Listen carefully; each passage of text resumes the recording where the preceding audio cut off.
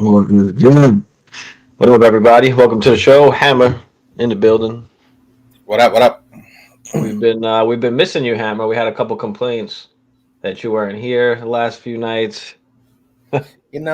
Just because I'm busy every now and again does not mean I'm not a man of the people. So I'm a hot commodity these days. So you got to get me while I'm hot. And when I'm on, you got to get all your questions in while I'm available. So now's your opportunity. Oh, that's See, how Hammer's rolling. see, Kevin. Yes, Kevin Kev. knows What what's up, up. Kev? What up, Kev? Albert in the building. What up, Albert? Albert's everywhere. I love Albert. What's up, brother?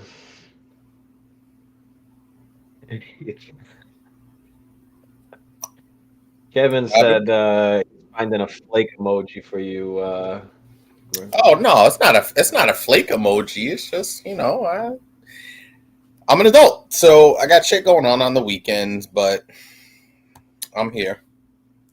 I am here for the people. I'm just typing something in the chat real quick.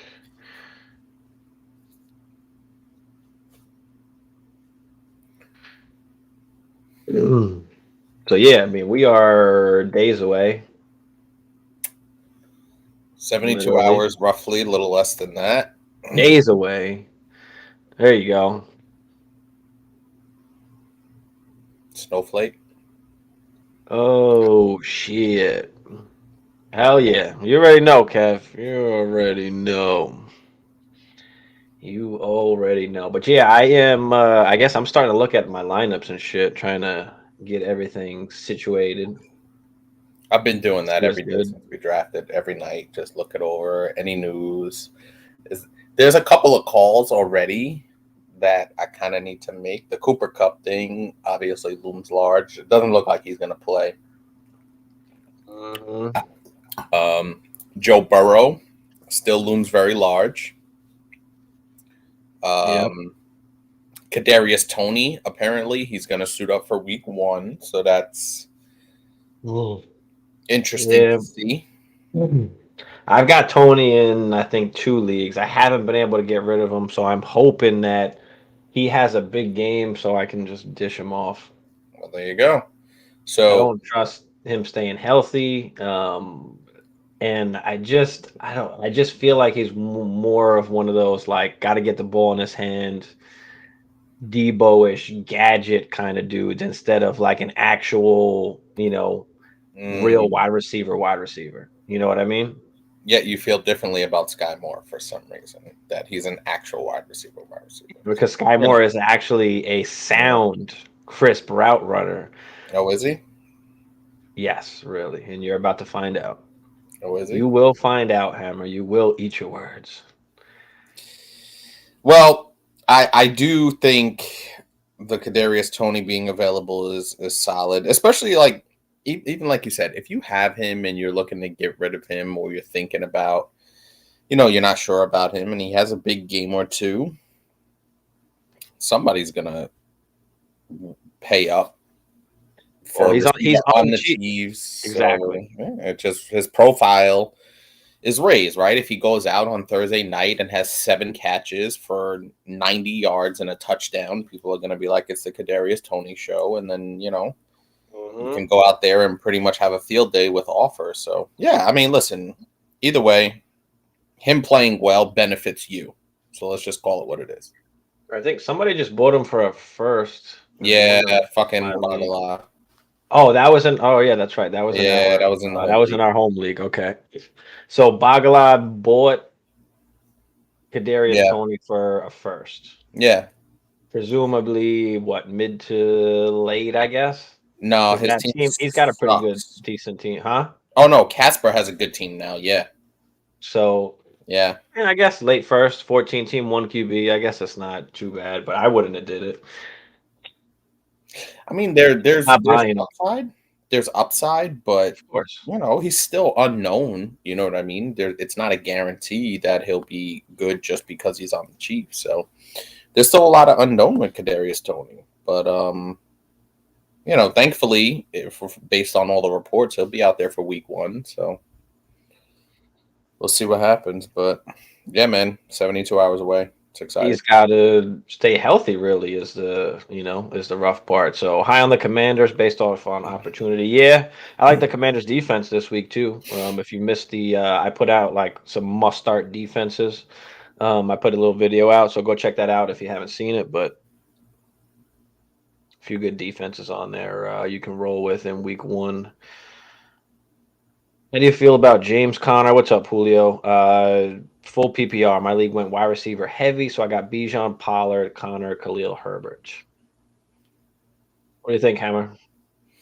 Well, we've talked about James Conner in pretty good detail over the last couple of shows that I was on. So we kind of feel good about him early on. I think that's, the first 3 to 4 weeks, we feel good about him relative to other running backs based on volume. That team isn't going to be any good. Maybe they're playing from behind, but you got to imagine he's going to get some volume. But as the season goes on, you got to think that they're probably not going to be very good, as we talked about. So how much is he actually going to play down the stretch?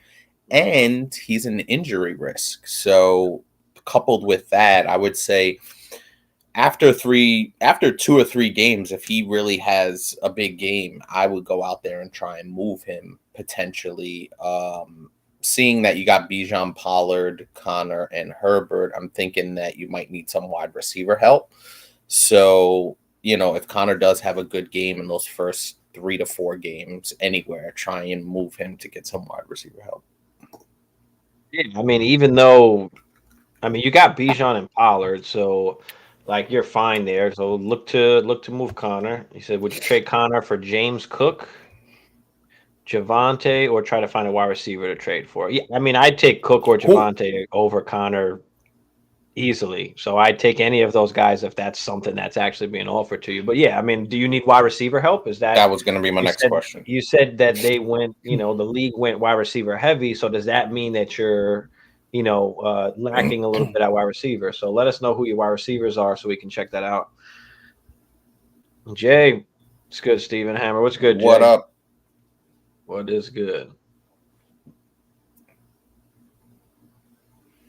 But yeah, like you said, we've been beating that drum for, on Connor that, does he play down the stretch when you really need him? Yep. That's going to be the question, whether it's injury or whether that team is just trash. Now, saying that, some information came out today that Kyler Murray apparently is the captain or some shit like that, and that they don't plan to sit him when he's ready to come back. That could just be smoke trying to cover their ass, like because of some of the moves that they've made lately, or that could mean maybe they are bringing him back. I think they know they're not winning a Super Bowl, so why are you gonna try and win games and not have as good of a pick? Yep. Or maybe they think they're gonna lose with Kyler anyway. I don't know, but that gives them a better chance to win, which is what you don't want. So I agree. I'm not sure. Maybe they are going to keep Kyler. Maybe they're not doing it for Caleb. Maybe they're going to grab, Marvin Harrison, or I don't know. There's a lot more going on with that team than just one player, especially at the quarterback position, because think about it like this. Similar to what the Bears did, right? The Bears kind of had their quarterback locked in. They got the number 1 pick and then traded it for a haul. And a lot of people feel like that was really good for the Bears in terms of being able to remake their entire roster, considering how much talent the Cardinals have either released, traded, all those things in the past 2 to 3 years. So it'll be really interesting to see what they do with Kyler. I think a lot of us skeptics are skeptical about what they're going to do with Kyler because he makes a boatload of money on a team that's not really that good. What good does that do, Kyler or the Cardinals? Yeah, I think that's the issue. Kevin said he could see Kyler coming back after their bye week. That's possible. I mean, if he's ready to roll, if they think they So, really got a shot.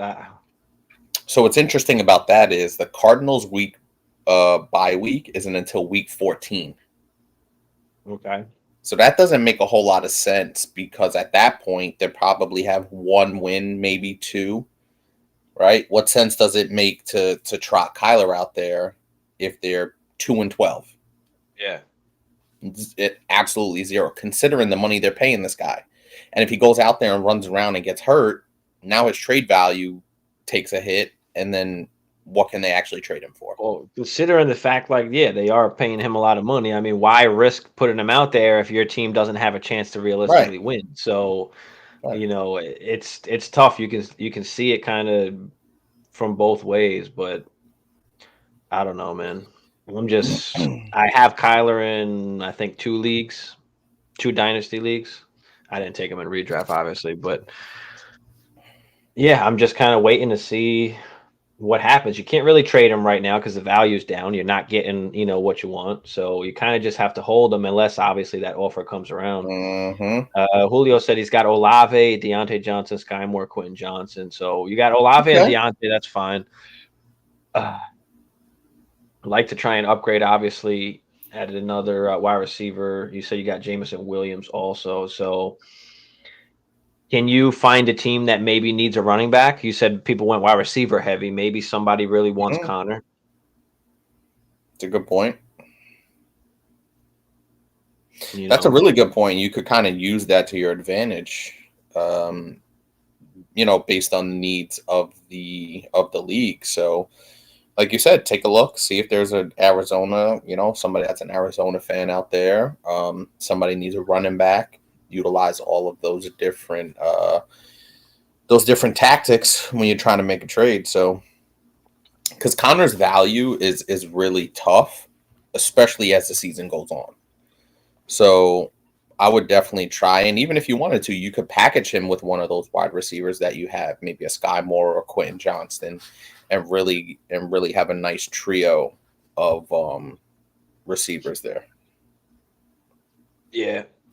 Yeah, so move Connor and Sky or Connor and Quentin Johnson and try and, tier up. Hmm. If you can get another, at least wide receiver two to go along with, Pollard and Bijan, I think then you'll be okay. You'll still have Herbert and then, make sure you fill your bench with any running backs, any backup running backs, any Yep. backup running backs. So that's what I would try and look to do. I would look to see if someone wants Jameson Williams also. We're not, no reason to play the game of waiting for him to come back. I mean, if somebody will take him that will help you get to, a better wide receiver, then I'd give him away if you could, but nobody might not want him yet. Kev said Arizona has too many holes. I agree with Hammer and Fleece to pick. Well, yeah, I mean, the better pick they get, the more they can fleece it, right? So if they Hmm. wind up taking the number one pick and they're like, all right, you know what, we're gonna roll with Kyler because we already paid him. He's our guy. So somebody's gonna want Caleb Williams, right? So somebody's got to move up now to take, to get into that spot. And so yeah, I mean, I think the better pick they have, the better for them because they could just move back a few spots and gain more assets. And also, too, keep this in mind, right? What is the better asset? Is it, or what are you going to get back? What assets, what package are you going to get back that's better, right? Is it going to be the package for the number one pick, or is it going to be a package for Kyler Murray? Because if you're Arizona, right, you have to look at it on two fronts. If we trade Kyler Murray, what exactly are we getting back? Is it going to help us, now and later? If we trade the number one pick, because if you trade Kyler Murray, then you're taking Caleb. And I think that will happen sometime during the draft because they'll know kind of where the draft sits. If they have the number one pick or if somebody else has it and they want to move up or make a trade or whatever. So the Arizona really has to decide what's worth more, the number one pick or Kyler Murray. That's what it boils down to. Yeah, Jay, they have the Texans first round pick. Texans. So they're gonna have two pretty early picks, which makes it even better. So If I'm the Cardinals, I honestly you have to hit the reset button, right? Because of the money they're paying the quarterback. it's like one of those things where they didn't win, you know, when Kyler was on his rookie deal. Then they paid him, and even there was a whole, you know, shenanigans about paying him, you know, with the clause in the contract and all that bull jive. So it's like now the team stinks. There's no reason to mess around with that. I did read into getting rid of a player whose contract just kicked in. Even if I want to trade him, I wouldn't do anything public that would take value from him, like not being a captain. Yeah, I mean, I agree. It's just, now they do it. So it's just, right before the season here, kind of hyping it up now after they just kind of got rid of their probably most capable quarterback in Colt McCoy.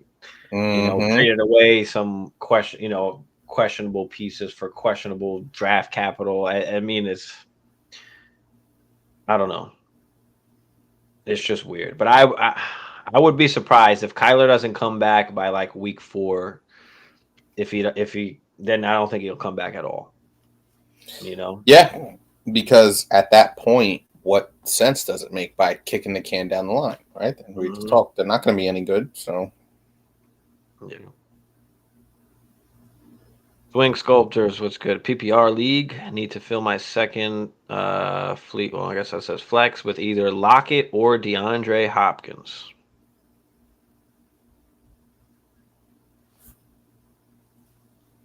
Lockett or DeAndre. Let's see who these guys are playing. So Seattle is playing the Rams. Divisional, right? Yep, they're playing the Rams.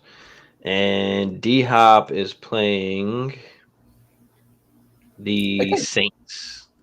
I think I'm taking Lockett regardless. Taking Lockett, yeah. I'm taking Lockett regardless also, but I just wanted to check and see who they were playing. But yeah, I'm pretty strong for Lockett over DeAndre. And even if you were on the fence, remember JSN probably isn't going to play. So that's the other thing I was just going to bring up as well is JSN is nursing the wrist. It is going to be his first game, so I don't know how much they're going to put him out there until that thing kind of fully heals or they're comfortable. So yeah, but I'm taking Lockett here. Tyler Lockett's probably been one of the more underrated wide receivers of our last 4 or 5 years. Probably even more than that. So Tyler Lockett's really good. He's productive. He's getting older, but gotta imagine he'll still be pretty good on a week-to-week basis.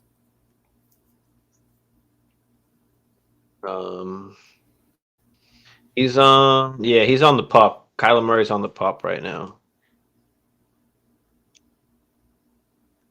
I love Lockett. Hell yeah, you got to. Towards the end of the season, I don't know, things may start to change, but we'll see. We'll see how that goes. Big Trav, what up, Big Trav? Skull, baby.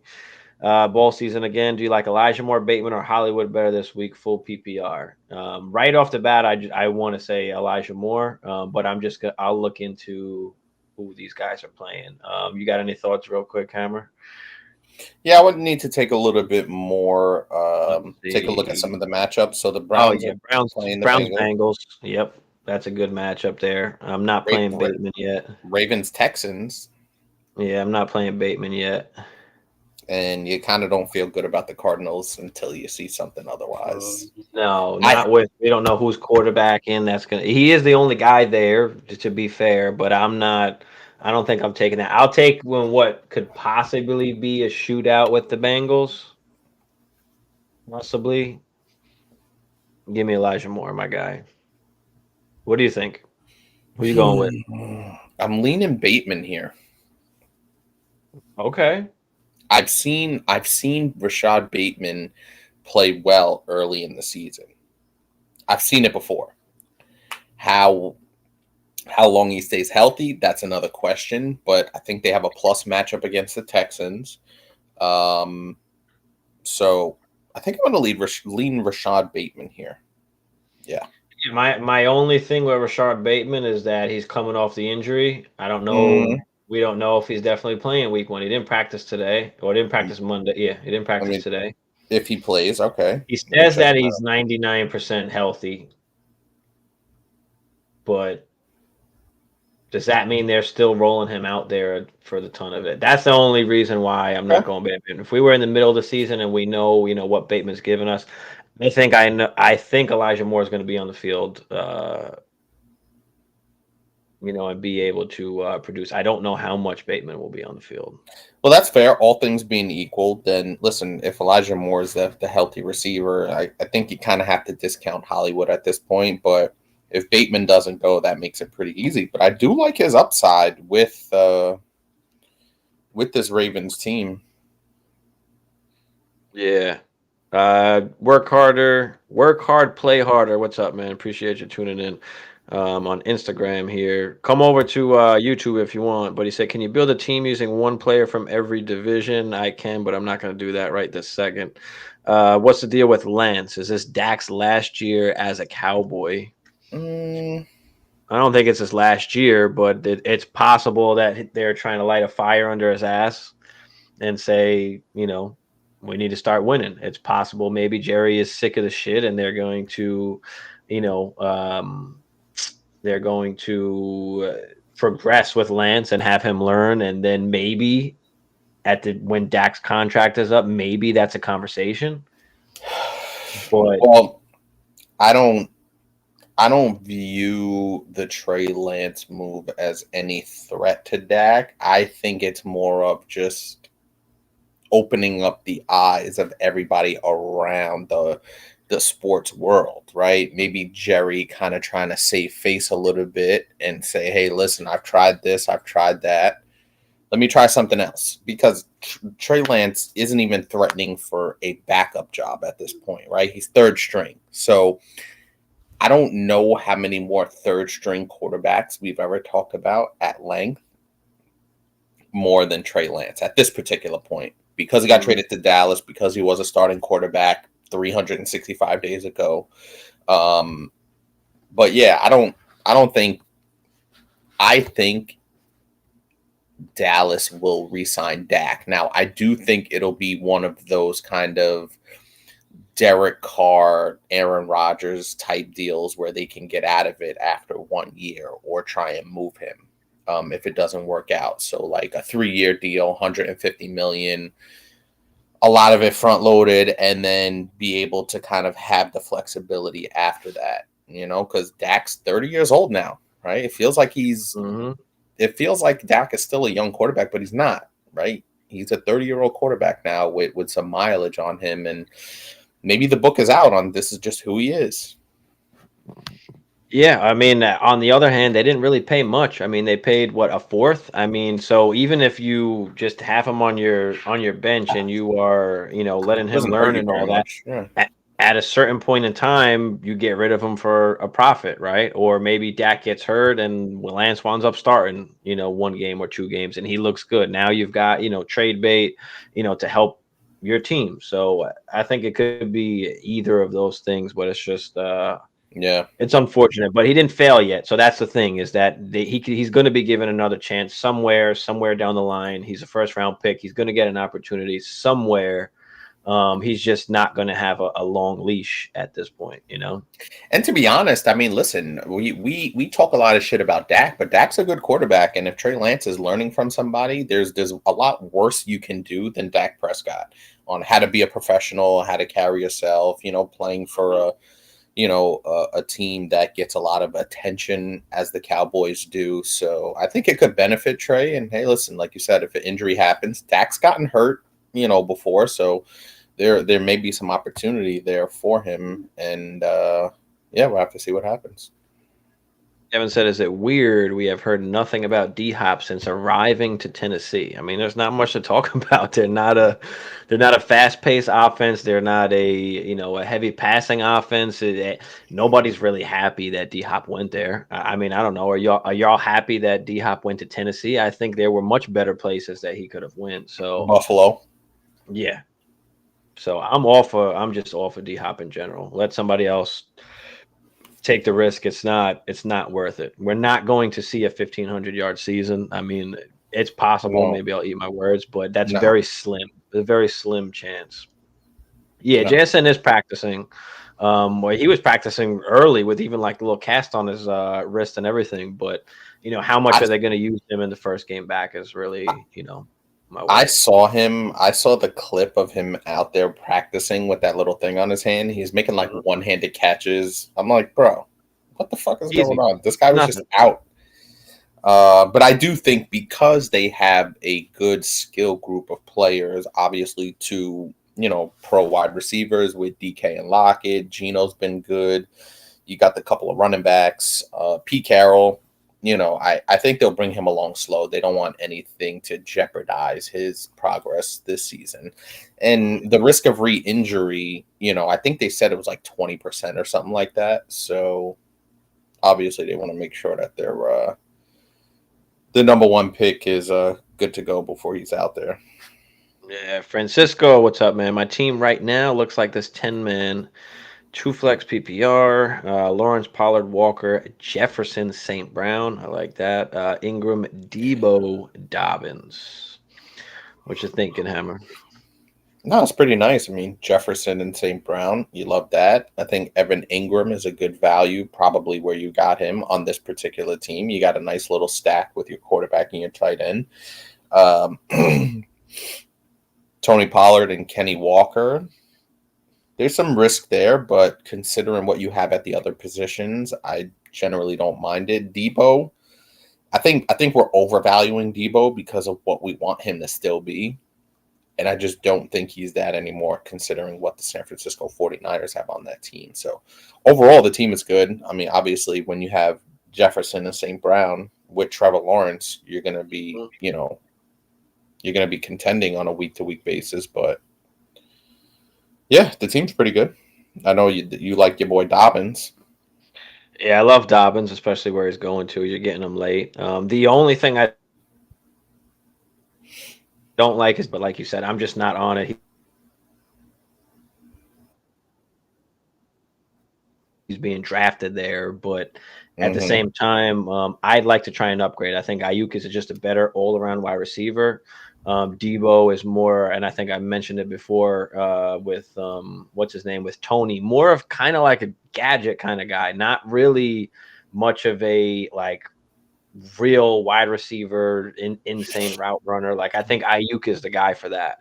Um, so I'm just a little bit more down on Debo. I'd like to try and upgrade him if I can. There's got to be somebody that likes him, in your league. So, but other than I that, think I mean, it's an awesome squad. I love it.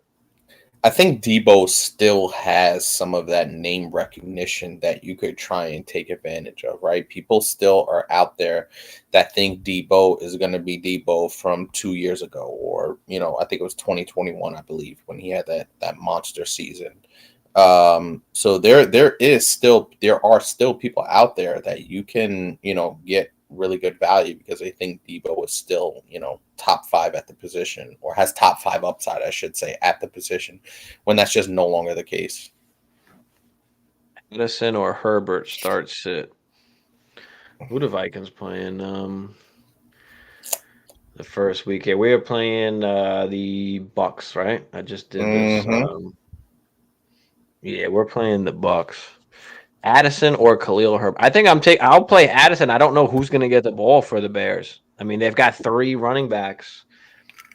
I'm not as high on Herbert as a lot of other people are. So give me the high-powered offense. Kirk is going to be throwing the ball. Because I don't know what I'm getting out of Herbert. I know Addison's going to be on the field a ton. But yeah, Francisco, I love the squad. Jay said I like Moore. Got a feeling he'll produce like Curtis Samuel did starting last year with a dual threat PPR. Yeah, Was that DJ that's Moore? what I'm saying. Yeah, no, I think we were talking about Sky or DJ. I don't remember one of them. Oh, Scott Moore, maybe. Yeah, Rendon, what's up? Hey guys, Anthony Richardson. I'm on the waiver wire. I have Marvin Mims, JSN, and Raheem Mostert. Not sure if I should drop them for him. I do have Jay Herbert starting 10-team league. I'm a little confused on the question. Is he saying that Anthony Richardson is on the waiver wire? Yeah, so it looks like on the waiver wire, He had, yeah. Anthony Richardson's on the waiver wire. He has Marvin Mims, JSN, and Mostert on his bench. Not sure if I should drop any of them. You have Justin Is Herbert. it? It's a 10-team league. I So, take it. I take it. It's a one quarterback league. yes, it's got to be a one quarterback league. No, you No. don't need Anthony Richardson on your bench. You don't even need a backup quarterback on your bench. Okay, you have Justin Herbert, and he's going to be the guy that you're going to play every single week. And if Justin Herbert goes down, you're probably fucked anyway. So it doesn't even matter if you have Anthony Richardson or not, almost, unless Anthony Richardson smashes. But why take that chance? Just hold on to Herbert, save because these could be league winning guys here on your bench. Marvin Mims, I mean, Jerry Judy's out. We don't know if he's going to get re-injured or what's going to happen there, or Sutton as well. I mean, so Marvin Mims has a great opportunity. JSN we already know is a beast. And you expect for the rookie the second half of the season for them to come along. Raheem Mostert is the RB1 right now. I mean, A-Chain is hurt. Wilson is out for at least 4 weeks, and I don't even think he's ever going to come back. So we'll see what happens there. So no, I'm not dropping any of those guys to pick up Anthony Richardson. I'm sure there's other quarterbacks that you can pick up. If Herbert were to get hurt, or in the bye week, you can pick up one of those guys because there's just no reason to waste a roster spot and lose one of these other guys. I don't think. But that being said, what's your take on the Hammer? Yeah, I tend to agree, and I think one of the biggest things that we said is those roster spots, especially in one quarterback leagues, they're just way too valuable. Especially if you have a guy like Justin Herbert, who's not really a running quarterback. His risk of injury is very low. I know he did have a rib injury last season, but if you have one of those top flight QBs, which you do have, dropping one of those guys for a rookie quarterback, it's not necessary. Those roster spots, as you talked about, are just way too valuable in a one quarterback league. In our one quarterback league in your home redraft, I don't have a second quarterback. Like I don't need it. I have Joe Burrow, and that's it. Like that's all I need. Right. The roster spot itself can win you a league with one of these guys, right? So, just the roster spot's important. And then you have Justin Herbert. So, I mean, for me, he's basically, top 5. I'm not worried about it. I'm not worried about it. Yep. Mike, what's up, Mike? 8-man league PPR, Ken Walker and Amari for AJ Brown. My other running backs are ETN, Mixon, Connor. My wide receivers are Devontae, Garrett Wilson. 8-man, yeah. Give me AJ Brown. Give me the heavy hitter in the shallow league. But what you think, Hammer? You with me there? Yeah, I tend to agree, and also too, you have Devontae and Garrett Wilson. So Kenneth Walker, while he's good, you have other guys that are probably going to be equal to that production. So it's virtually the same between ETN, Mixon, and then Amari. While he does have some wide receiver 1 upside, AJ Brown is a wide receiver 1 now. Mm. So you basically have 3 wide receiver 1s on your team now. Yeah. Appreciate you, Mike. Guys, we'll get to all the questions. Smash that like first. Smash that subscribe for you new. We'll get to all the questions here. Jay said, "I agree with Hammer on Lance. We clown him for being demoted to 3rd, calling him trash, but we start a new storyline that he replacing Dak in Dallas. Of course, it's the media. That's what we do. And it is the Cowboys. I mean, he moved to a different place. He moved to the Cowboys of all places. Right. People were already talking shit about Dak. So it's just one thing on top of the other. And yeah, now all of a sudden he's replacing Dak. And I don't think that's going to happen. And then another quick layer to add on top of it is their owner, right? Their owner is their GM. And another, like, the trade happened and everybody kind of reacted to the trade itself. And then everybody reacted to Jerry Jones basically saying, no, I didn't tell Dak and I didn't tell Mike McCarthy and I don't give a fuck. And that kind of restarted the wave of, oh, is Dak going to be replaced? They traded for Trey Lance. Like, that is really what initiated a lot of the media stir. It was basically Jerry Jones' reaction to being asked if he told Dak Prescott or Mike McCarthy. It wasn't the actual trade itself, because most people looked at it and said, he's not threatening Dak. He's not even a backup, right? it was Jerry Jones' reaction to the question that kind of put those wheels in motion. So that's, you have to kind of look a layer deep on those things. The way Jerry answered that kind of like Right. made me think that like Israel kind of rubbed off on him a little bit. Like, I'm the fucking boss. This is what I'm fucking doing. I don't have to tell anybody anything. Maybe. This is what it is. Why do I got to tell Dak that I'm spending a fourth round pick on a third string QB? Yeah. Yeah. I don't But disagree. at the same time, yeah, I mean, we got to make stories. That's what we do. That's what the media does. That's life, right? Dak to ATL. Yeah, that'd be nice. That'd be nice. Kyler, I Dak. think I'm thinking even maybe even like Kirk Cousins, right? If we don't re-sign him at Minnesota, you got a Kirk Cousins that could be out there. Ryan Tannehill could be looking for a new job next year. I mean, there's a few quarterbacks that could be, that could be out there. I've said Tennessee is where wide receivers end. Julio, Andre Johnson. Yeah. yep, To be fair, all those guys that died over there were past old, their prime. Yeah, past way the past their prime, prime. and they were already breaking down before they got there. But yeah, I mean, now kind of D Hop's the same situation, just coming off of 2 injuries. Mm-hmm. So how long is McLaurin out? I see Gibson seeing a lot of targets. So really quick, I think McLaurin's not officially ruled out for week No, 1, but let me check. no, he's not. It just says He wasn't at practice. turf toe wasn't at practice. Yeah, that's it. And that was 4 days ago. So we're not sure if McLaurin is going to definitively be out yet. And we kind of touched on this on the last show where, if you got some Dotson, if you got some Gibby shares, those are kind of guys that you want to take a peek at in the event Terry McLaurin doesn't suit up for week 1. But it doesn't seem like it's going to be a long-term thing.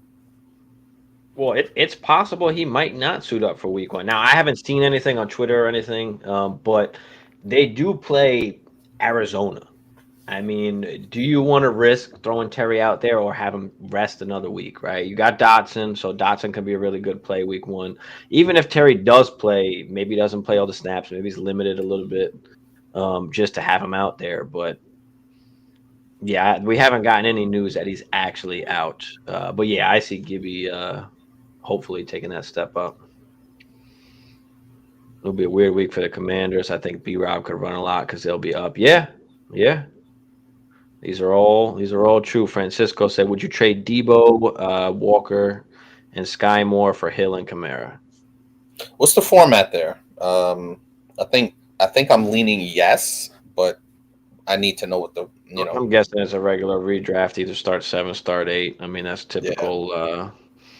So Debo, Walker, and Sky Moore for Hill and Kamara. Yeah, I'd do that.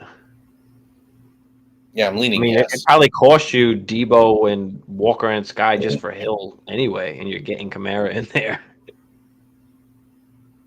Mm-hmm. Yeah, I'll take it. Anthony's on the way. Yeah, it's all good, man. Then we figured that part out, bro. All goodies. All in one show. What's up? What's good, guys? How do y'all feel on Javante? And is he a week 1 must start? I have Hall, Akers, Montgomery, and Dobbins on my bench.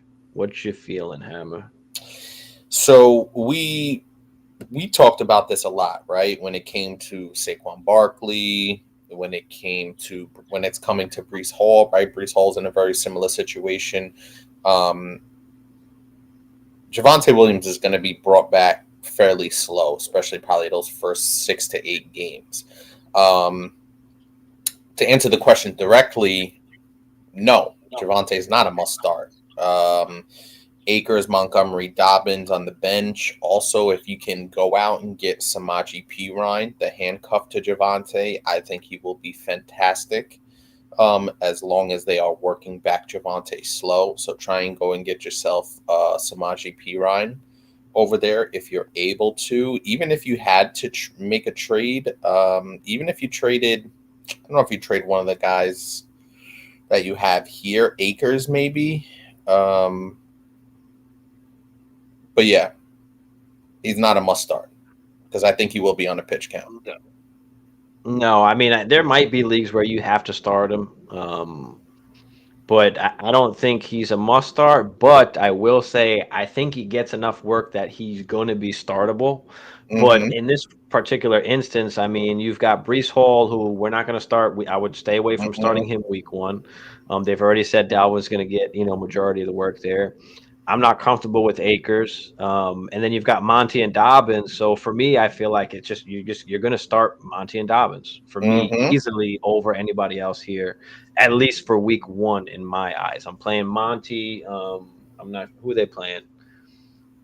Bears playing the Pack. No, Detroit is playing Kansas City on Thursday. They're playing Kansas City. I'm still okay with playing Montgomery unless you love Akers. But if Cup doesn't play, that offense is going to be straight trash. They'll see 8-man boxes. I don't know. I'm not comfortable with Akers. Dobbins for me is a really good play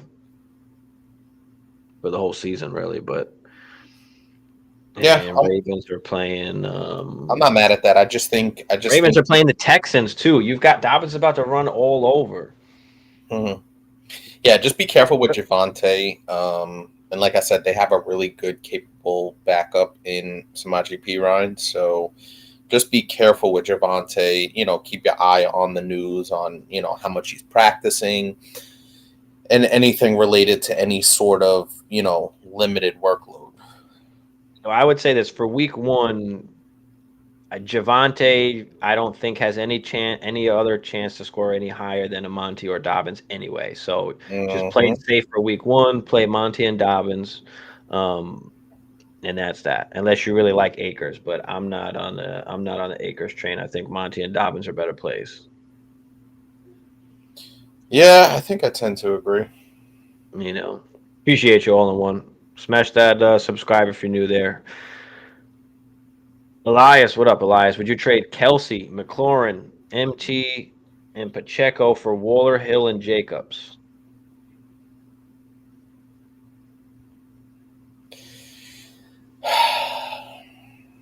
So That's two. getting Waller, Hill, and Jacobs, giving up Kelsey, McLaurin, and Pacheco. You can just forget about Michael Thomas altogether. Hmm.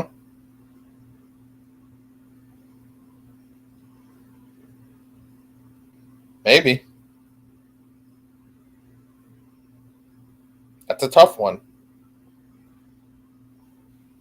because I think obviously Hill and Jacobs are better than McLaurin and Pacheco, but Kelsey is Kelsey, and he's a major advantage at that position. So if you're okay with tearing down from Kelsey, I think you're significantly tearing up to Hill and Jacobs because I do think Jacobs is going to be he's going to be top five somewhere around that range for the running back position. Cheetah's going to be top five at the wide receiver position. I think I might be okay with it. I don't know what the rest of your roster looks like, but just on the surface, I think I might be okay with that. Do we believe that Waller is going to play a full season and not get hurt? And I know it's hard to just, predict injuries, but it's hard to just trust him. So imagine Waller goes down. Do you think you can survive with Hill and Jacobs and the rest of your squad? Like I think that's kind of the real question is like, okay, I definitely like Hill and Jacobs over McLaurin and Pacheco, but if Waller were to go down and get hurt, can I still kind of survive with the squad? Because Kelsey, I'm sure you took in the first round. Hmm. Depending on the league, I don't know how you got. Yeah. So yeah, I mean Kelsey, you probably took in the first round. So that's tough. I mean, you're getting Hill back, so that kind of makes up for it a little bit, but I agree, but also too, Elias, we say this to a lot of people who are doing like these 6, 7, 8 player deals.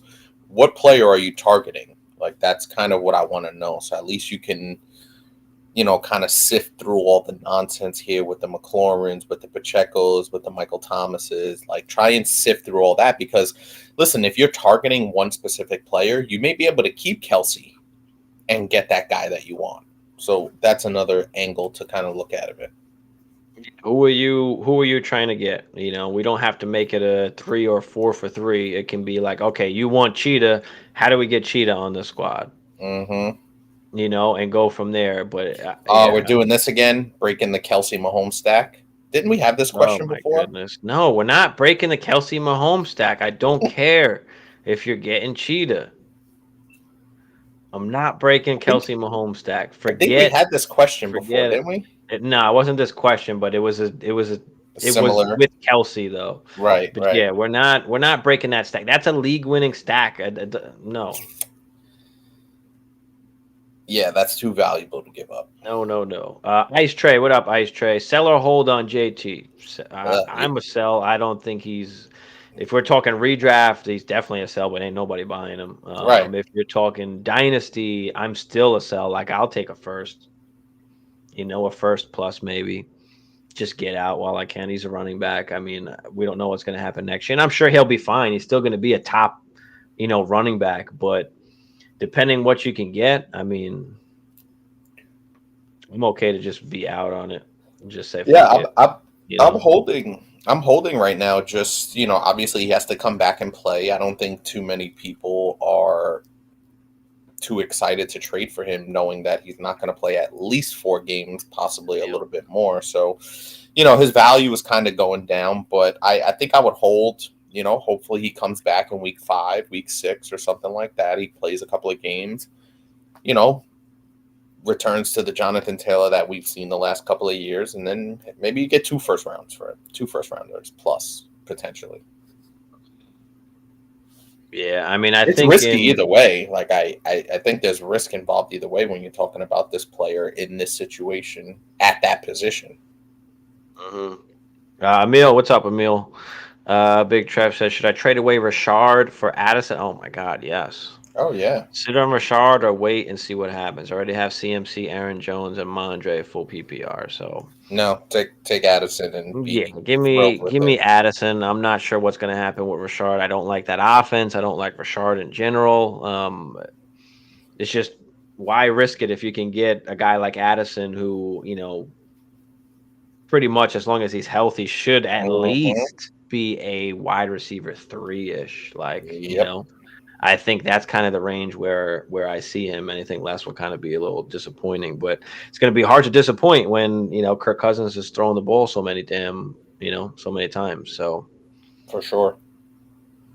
Yeah, I just think Addison. First of all, Addison has the higher upside on a better offense, and he has the better floor. Right? Like yeah, I think on a week to week basis, Addison, you can count on him for, like you said, high end wide receiver 3, low end wide receiver 2 upside potential on a week to week basis. And if he's slotting in as your wide receiver 3, hell yeah. Elias, the only way I'm breaking the Mahomes Kelsey stack is if there's a trade that I simply cannot refuse.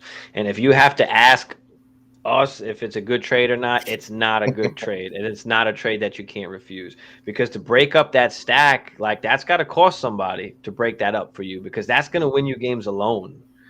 So I'm Yeah, not that's your breaking up bread and that butter. stack unless unless I'm getting Joe Burrow and Jamar Chase. yeah, some shit like that.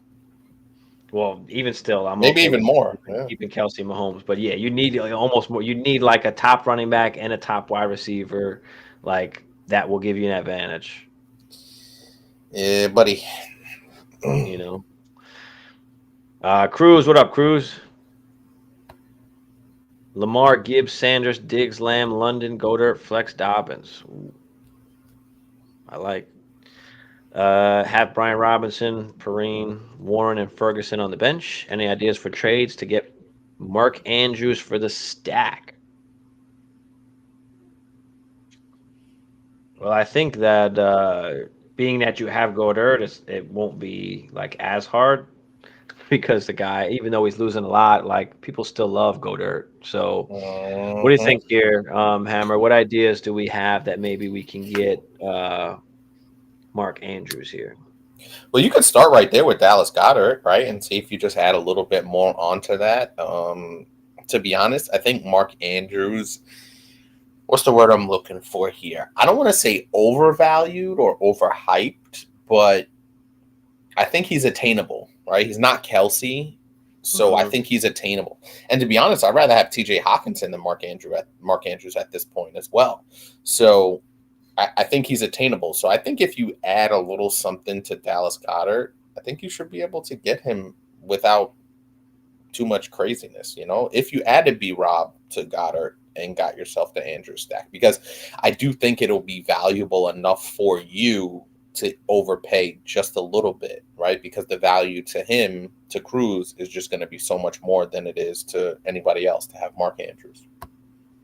I don't know if Robinson is going to do it, but you've got to look at that team. What does he need? Does he need running back? Does he need wide receiver? And then kind of attack from there. Because if he's going to give up Andrews, it's going to be because he needs something or he's getting what he needs back in return. So you might have to cover give up Drake London. Yeah. Yeah. It might be Goddard in London. That's going to be what it costs. That's what I was going to say is it's going to cost you probably London and Goddard. If you were able to do that. And I'm okay with that because you're getting the advantage with Andrews. So it's okay if you lose, with London there. But that's probably what it's going to cost to get it. You've got Diggs and Lamb. So, I mean, you're in great shape. So you've got the advantage at least at those two wide receiver positions. You got the advantage at tight end. You've already got the advantage at quarterback. So, I'm okay. I'm okay if you have to lose London. If you want Andrews, that bad to get the stack, then that's probably what it's going to cost. But yeah, let us know. Let us know what happens with that. Derek, what up, Derek? Derek in the building. Derek always in the building. Smash that thumbs up for us, guys, if you haven't yet. If you're new, hit that. If you're new, hit that subscribe. Hopefully you're having fun out here. But yeah, any questions, guys? Throw them out. I mean, let's start looking at some of these games. Well, I put out my defense. I put out the defensive must starts kind of. Okay. So if you haven't checked out that video, go check it out. But Cruz, no problem, Cruz. Appreciate you, man. Yes, sir. So one of the defenses was Baltimore at the Texans, which I kind of spoke about a little bit earlier. What do you think about that as a defense for the week? I'll be honest with you. I think the Texans, I think because of what we saw last year where they weren't that great, but they surprised us in some situations. And I think having a new quarterback there, I'm not saying they're going to be this high-powered offense, but there are other ways I would look. I would look towards the Saints defense. Well, I want to have up here. I have that up here too. Okay. So just picking out. I mean, Baltimore was one of them. The Saints against the Titans was one of them. Jacksonville against Indy was one of them. Washington, Arizona. Washington against Arizona versus Arizona. Yep. Seattle versus the Rams, especially if Kupp doesn't play. Yep. And I even threw in a straight flyer out there. Okay. You're gonna hate it. The Bears. But, Rick. What? Pick the Bears? No, I picked the Vikings against Tampa. Yeah, I don't. Offensive line, Baker Mayfield. I don't hate that, and just because it's Baker Mayfield, so that doesn't really upset me that much. And I said it too. Yeah, so I said that's more of a really deep kind of, if there's really nobody out there and you have to start, that might be one of the better bets of defenses that are probably on the way available. Yeah, for sure. Yeah, exactly. Marty in the building. What up, Marty? Let's go. If I'm doing that trade with Addison for Rashard, should I play Addison or Elijah Moore full PPR? Ooh, that's spicy. That is. That's going to be a tough one. But I think I'm going to say, I want to say Elijah Moore just because they're playing the Bengals. They might be, Burrow should be good by then. But Addison is playing the shitty Tampa. It's a tough one. That's a tough one. That feels like a 50-50 one. Where it's definitely a 50-50 one. How do you differentiate or split the difference? It's tough. You can make the case for both, really. Give me what's tipping the scales for me, because like you said, it is pretty damn even. What's going to tip the scales is just that they're playing against the Bengals. think that's going to tip the scales, is that they may have to be, pacing with the Bengals there.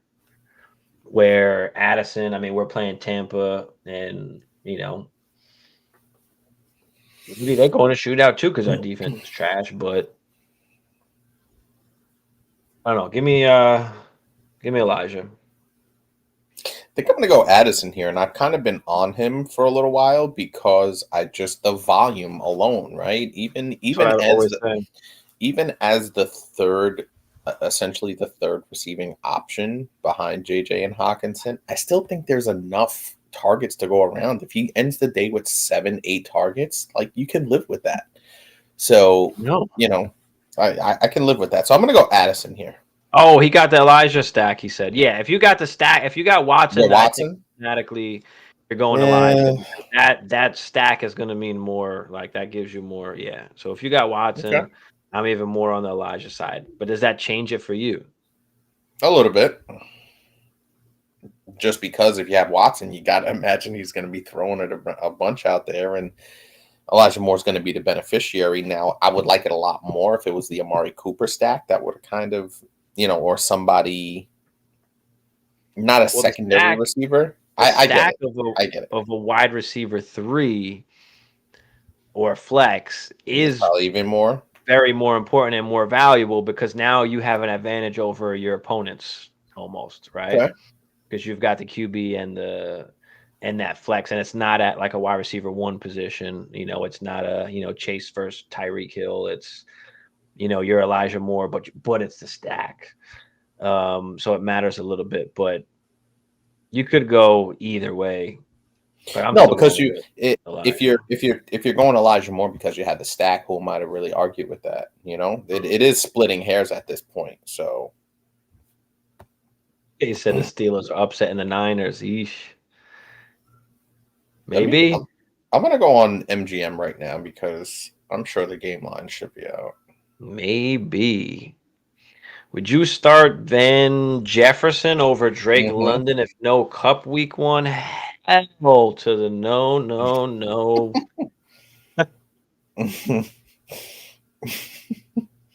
That's funny. Tell them how you really feel, though. Yeah, that's gonna be a no for me, dog. Who did he say? Week 1, really quick. Steelers over Niners. I don't care if Cup is not there. I'm not playing Van Jefferson over Drake London with a 30% target share. We're not getting cute. No reason to get cute, bro. No reason to get cute. Yeah, I tend to agree. So really quick, somebody just brought up Steelers. I think it was Jay, maybe. Steelers over the Niners, he said. So the Steelers are a 2.5-point underdog at home. Now, usually home teams are favored by 3, a field goal. So essentially, San Francisco favored by 5.5 because they're a road favorite. Those are hard to find. But I actually don't mind that. That's not something I would dismiss, because I think we've seen the Steelers. They play good defense. I think it'll be a close game. And I wouldn't be surprised if the Steelers won by maybe a late. Wouldn't be surprised if the Steelers fuck up Brock Purdy. Imagine that happens. Pickett takes the next step up. The defense ain't all in. TJ Watt. Is TJ Watt going to be on the field? We'll see. It's going to be a rough road, but that could be a really good game. You got Deontay Johnson, the crazy good route runner. You got Pickens, who just can catch anything you throw up at him. Hunter, what's up, Hunter? I just got offered Dameon Pierce and Garrett Wilson for Devontae Adams. My backs are Chubb and CMC. My wide receivers are Amari Cooper and Higgins. So you get Pierce and Garrett Wilson, and you give up Adams. I have Wilson over Devontae Adams in my ranking, so I'm taking this and running. But what do you think about this, Hammer? I think it's pretty close, honestly. I think that especially the drop off from Garrett Wilson to Devontae Adams, or vice versa, I think for this particular season, right? I would imagine this is redraft. Yeah. I don't think there's that much of a drop off. Now, I think Garrett has the higher ceiling, but I think where they finish is probably Garrett finishes 6, Devontae finishes 8, 9. You're So, definitely taking Garrett. but you just, yeah, I guess so. It's Because almost a lateral because move, and you get a free running and you back. get Damian Pierce. Okay, yeah, You know, that's what yeah. I'm saying. Whether you have Wilson I or was reading Devontae the. I higher. was reading it. I was reading it wrong. Okay, okay. I'm like, what are you talking about, bro? I thought it was giving up. I looked at it because I've been like spaced out the last couple of days. I thought it was Pierce and Devontae for Garrett. No, no, Yeah, no. yeah, I got I it. still I do got that. I don't give a shit. it. That's just. I would pay that. I would pay Devontae and Pierce for Garrett. But yeah, I mean, easily take Garrett and the free running back here automatically. Go get that, Hunter. Go get that real quick. Ace Trey said, I'm getting rid of Lamar. I'm getting rid of Lamar, Dalvin Cook, and Mike Williams. I'm receiving Deshaun Watson, Bijan Robinson, and Deshaun Watson, Bijan Robinson, and Jordan Addison thoughts. So giving up Lamar, Dalvin, and Mike Williams, getting Deshaun, I like it. Bijan, I and like Jordan it. Addison. Yeah, I like it. Smash Yeah. that quick. Smash that quick. I mean, I'd rather have Lamar, but Watson will be just fine. But you're getting Bijan for Dalvin Cook, and you're Mm-hmm. getting Addison for Mike Williams, and they basically wash out for me. So yeah, give me the Bijan and give me the Bijan Watson. Hell yeah, One Nation. What up? Yo, Jeb in the building. What's up, Jeb? I'm being offered Bijan. Why are people giving up Bijan? Bijan for Kamara and Najee. Being offered Bijan for Alvin Kamara and Najee. Should I accept? If I did accept, that would leave me with Stevenson, Bijan, and Montgomery as my running backs. I don't know how I feel about this because you're already built into. Well, you're giving away Kamara, who's definitely missing 3 games. So Kamara and Najee for Bijan, basically. I mean, that is what it is. yeah, no, I'm just trying to like Yeah. talk it through a little bit. I mean, I do like Najee as a bounce back candidate, but I just think I saw this stat that said like the last so many running backs drafted in the top 10 finished, or the first round running backs finished as a top 10 at the position. So by that virtue alone, I'm going to say, yeah, take it because there's high upside. And Brees Hall would have been added to that list last year if he didn't get hurt. And he was a second round pick. So, yeah, I think I'm going to take it. I just think that Bijan has the higher upside. I do like Najee as a nice bounce back, but I think the ceiling is way higher for Bijan than even Alvin Kamara and Najee. Mm-hmm. So yeah, I'm taking Bijan there too. Give me the Bijan. Because then you got Bijan, Stevenson, Monty. You're absolutely fine. You're absolutely fine. Marty says he thinks he's going to do it. Let's see. What a Beezy, what up? 12 man, half PPR, Herbert, Bijan, Pierce, Wilson, Ridley, Dotson, Kincaid, Saints, Panero, Bench, Kamara, Sutton, Khalil Herbert, and Charbonnet. Okay. I see what you're I'm doing trying to here. see if there's a. Jay said, "Let's start a Superflex IDP league." Yeah, we'll try. I'm not I've in got the IDP with in the Hustler League. So if you want in, definitely let me know. I'm not in love with Kincaid here at tight end. The fuck? Damn, it's bugging over here. All the messages came like Yeah, double and mine triple. too. So I gotta try and navigate through the chat here. So bear with us, guys. I'm trying to see if there's a question. Can you see if there's a question with Whatabeezies? Uh, See if I could get down here. no, there wasn't a question there. Okay, You just hold on. put I'm it going out there, back. maybe kind of like a rate my team kind of deal. All right, so yeah, I mean, you got Herbert, fucking sick. Bijan, awesome. Pierce, I'm questionable about. I don't love Pierce. And actually, some news came out today that one of the reporters was saying that they think it's going to be, some kind of committee backfield. Now, Pierce did get the majority of the work in the preseason, but I just don't know. I still got question marks about Pierce, but he's your RB2, so I'm okay with him. I'm okay with you having him there. You got Wilson and Ridley, Dotson and Kincaid. Kincaid might be a slow starter. Might come along in the And second he half does of the have season. Kamara. He does have Kamara on his bench, which is nice. The Saints D, you should be able to stream for like the first 4 weeks or so. I mean, kicker is whatever, but you got Kamara, you've got Sutton, Herbert, Charbonnet on the bench, so it's a good squad, bro. Yeah, I It's a agree. good squad. I like it. Caddy, what Caddy, up, what it do? Caddy? My dad drafted today, Raiders team 10 man. At least he plays in 10 man at least. Mahomes, Gibbs, Dobbs, Lockett, Higgins, Kelsey, D Hop. Why? Everybody loves D Hop, man. In 10 man, I don't even think D Hop is startable, in my opinion, right now. No, I don't think so either. But I do like Rough. But most he of is the in the team. flex. I'll deal with it, I guess. But you got Mahomes. Gibbs and Kelly. He got the Mahomes Kelsey stack, so that's got to mean something. Mahomes, Kelsey stack with Gibbs, Dobbins, Higgins. I like that. The only thing I don't like is D Hop, but Yeah. everything else I think is pretty good there. What do you think, Hammer? Yeah, I tend to agree. And when I was looking at it at first, I almost missed Kelsey there because I didn't. I just looked. I just saw Higgins and Lockett, so I almost missed Kelsey there. But yeah, if you got the Mahomes Kelsey stack, then you already have an advantage, and then you have good, solid wide receivers. So yeah, I like it. One Nation said in talks for Damian Pierce, the owner is considering my offer. 2 seconds for Pierce? Fuck no. Any ideas on how I can seal the deal? Not giving up 2 seconds for Damian Pierce. Are you giving up 2 seconds for Damian Pierce, Hammer?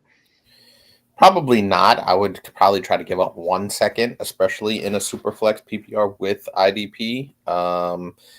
The problem is, as we just talked about, a year ago around this time, right? What a difference a year makes for Damian Pierce, right? How many people were high on Damian Pierce coming into his rookie season, blah blah blah, and it feels like a year later his stock just kind of like took a nosedive. So I would offer up a second, um, maybe a second and a third. It's tough. I don't know what to make of the Damian Pierce situation. I think he's a good running back. But we tend to say don't invest too much stock and capital into your running back position because you could pick up guys off waivers for way cheaper. Or You can yeah. trade for guys who have higher upside Well, I think as that opposed to mortgaging those picks. yeah, I mean, this is the thing. Think of it more strategy wise. Forget the player. Forget I got to fill this RB2 slot because you can play anybody there for right now. But I'm only sending 1 second for Damian Pierce, and I Yeah. don't even like that. Um, I'm not sending anything more than that because you can buy a running back during the season, if anything. I mean, who has Alvin Kamara? Derrick Henry, any of these older running backs that maybe that team is not going to make the playoffs, and you can buy them during the season for a second or a second and a third or a second and a player or just a second, whatever it is. You can buy those guys down the stretch. I just don't feel like I want to spend that on Damian Pierce. I'd rather hold on to my seconds and have the flexibility during the season to make moves when I need to. So I think that's how I'm looking at it. Just forget Damian Pierce right now. I don't want to spend that. If he won't even take 2 seconds, then just forget about it. It's not worth it. It's not worth it. He's overvaluing Pierce, and we're not messing with that. Lincoln, what up, Lincoln? Long time, man. Long time. Appreciate you. 14-man Superflex start 10. Uh, tight end premium. Okay. Doing a dynasty startup draft. I'm the 6'9". I've drafted Fields, Kenny Pickett, Pitts, London, and Walker. What should I draft out of Burks Pittman, Kittle, and Flowers. Take Kittle out of there right now because you already have Pitts. You don't need Kittle if you have Pitts. It is tight end premium, but yeah, I'm not going to waste this pick on Kittle unless you know your league. So if they're going to value Kittle higher than any of these guys, then take Kittle and move him when you can. So that's what I would say about that. For me personally, I'm probably taking Kittle out of here, unless barring circumstances that the league is going to really value Kittle higher than these guys here. I think you're taking Zay Flowers, no? Yeah, for me, I'm taking Zay Flowers. I'm not taking Burks. I'm not taking Pittman. I'm taking Zay Flowers here. I think the problem is too, the stock on those guys are way too low. At least with Zay Flowers, his stock can increase, right? With Burks, Burks can also, but you've probably got to wait a year. You probably got to wait. How good do you feel about that? Right. And that's more of a, we haven't seen Flowers yet, obviously, but for me, I feel safest picking Flowers just on value just in general, because I feel like, Flowers is going to be more valuable than Pittman and Burks and Kittle right now. At least that's what I feel like. In the dynasty community, people are going to prefer Flowers over those guys. Yeah, no, I totally agree. And the thing I was kind of just getting onto was, we look at Burke's situation, we look at Pittman's situation, and I think Kittle's going to have a really good year, but you already have Kyle Pitts, so barring some unforeseen circumstances, you're taking Zay Flowers because with Zay Flowers, right, there's no kind of negative connotation on him like there is on Burks and Pittman in low passing offenses. One quarterback is Ryan Tannehill, the other quarterback is Anthony Richardson. So I think the right pick here is Zay Flowers as well. Let's go Zay, Lincoln. Let's go Zay. Jay said, does Hustle League do 4 D-line, 4 linebacker, 4 DB? No, I think it start 9 on defense, I believe. It is 2 D-line. It is 2 defensive backs. It is 2 linebackers and 2 flexes, I think, for defense. Or 3 flexes. Or 3 linebackers and something like that. I don't know. But it's start 9. That's what I do know. Yours there looks like it's start 4, 8. That's start 12, so that's a little more. Lincoln said Mixon, Sanders, Kincaid. Oh, I guess those were other guys that are available too.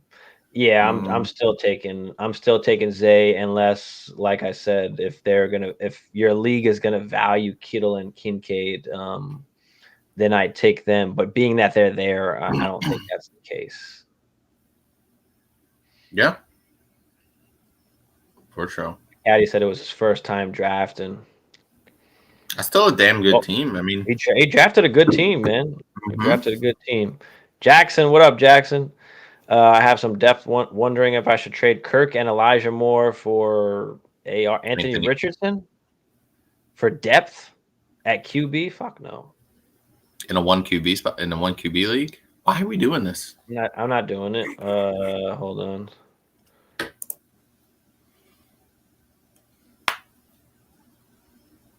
I'm trying to see if there's a second part to this. In a 10-man, do you trade Kenneth Walker for James Cook and KJ Osborne? No. I'm not. Are you, Hammer? Are you trading Walker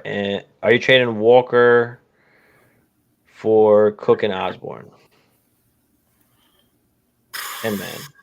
No, I think I'm still holding on to Kenny Walker. I know it's tough because, we don't know how the Charbonnet situation is going to play out, but when you historically look at what the Buffalo Bills do, they don't use their running backs a lot in the passing game. So how can I bank on James Cook all of a sudden being Alvin Kamara of 5 years ago? You know what I mean? So I think I still go with the more known commodity, which in this case is Kenneth Walker. Yeah, I think Kenneth Walker just has, even though Charbs is there, I feel like he has a higher upside. I like James Cook. Don't get me wrong. I think he has a good season, but I think they're both I think at best James Cook is an RB2, And at best, Kenneth Walker has some higher upside, but I think he's an RB2 as well. KJ Osborne just doesn't matter in a 10-man. You're never going to play KJ Osborne. So especially with Addison on board, KJ Osborne's probably like the 4th or 5th at best. Jackson said, also, I love you, Hammer. Got ridiculous amounts of money in the Packers over win total. Nice. I love you too, Jackson. You know, Stevie B is here on the show. Yo, let me have my moment of shine. So I'm back in the building. People have missed me. They want to reach out. They want to talk to me. I am a man of the people. So Jackson, really quick, I believe the Packers win total is 7.5. Let me know if you got 7.5. I've been seeing a ton of overs on the Packers 7.5 win total. Let me know what price you got that at as well. Carlos, what up, Carlos? 10-man, Lamar, White, Akers, Chase, Adams, Waller, and London. Should I trade Adams for Waddle and Najee? Oh my goodness, yes. I like that. I like that a lot, yesterday, brother. Smash that. Because you already have Chase. You're just adding you're basically trading Adams for Waddle, and you get Najee for free.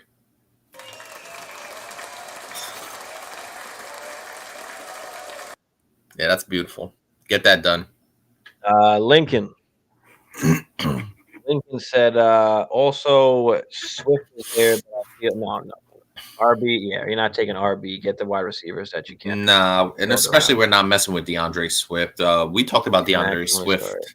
You can max only start 2 running backs, no more. You can't play them in the flex. Oh shit. Ooh. Okay. So even more, I'd punt RB position even more at that point. I wouldn't even took. Sure. I think you said you took a RB already. I probably wouldn't have done that, but that's okay. You got Walker. Okay. You could work with that though. You'll be fine. Yeah. So definitely not taking Swift. No way. One Nation said he wouldn't go less than 2 seconds. In his eyes, he sees Pierce with the first. That of course he does. But we don't, because we are realistic and we are looking more at the strategy wise. What you can do with those 2 seconds far outweighs what Pierce is going to be able to do for you. So just hold on to those.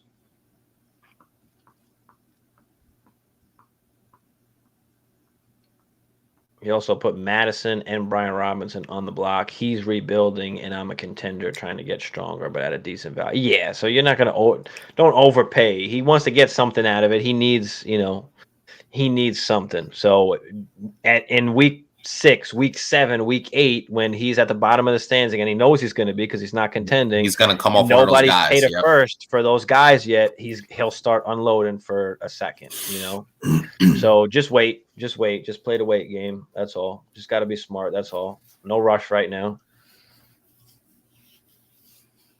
Olave or Sun God, Hammer? Who do you like more this year? That's nice. Yo, Caddy, that's actually a really nice question. And I still think it's Amon-Ra, just because I kind of – first of all, Jameson Williams is going to miss a bunch of games early on.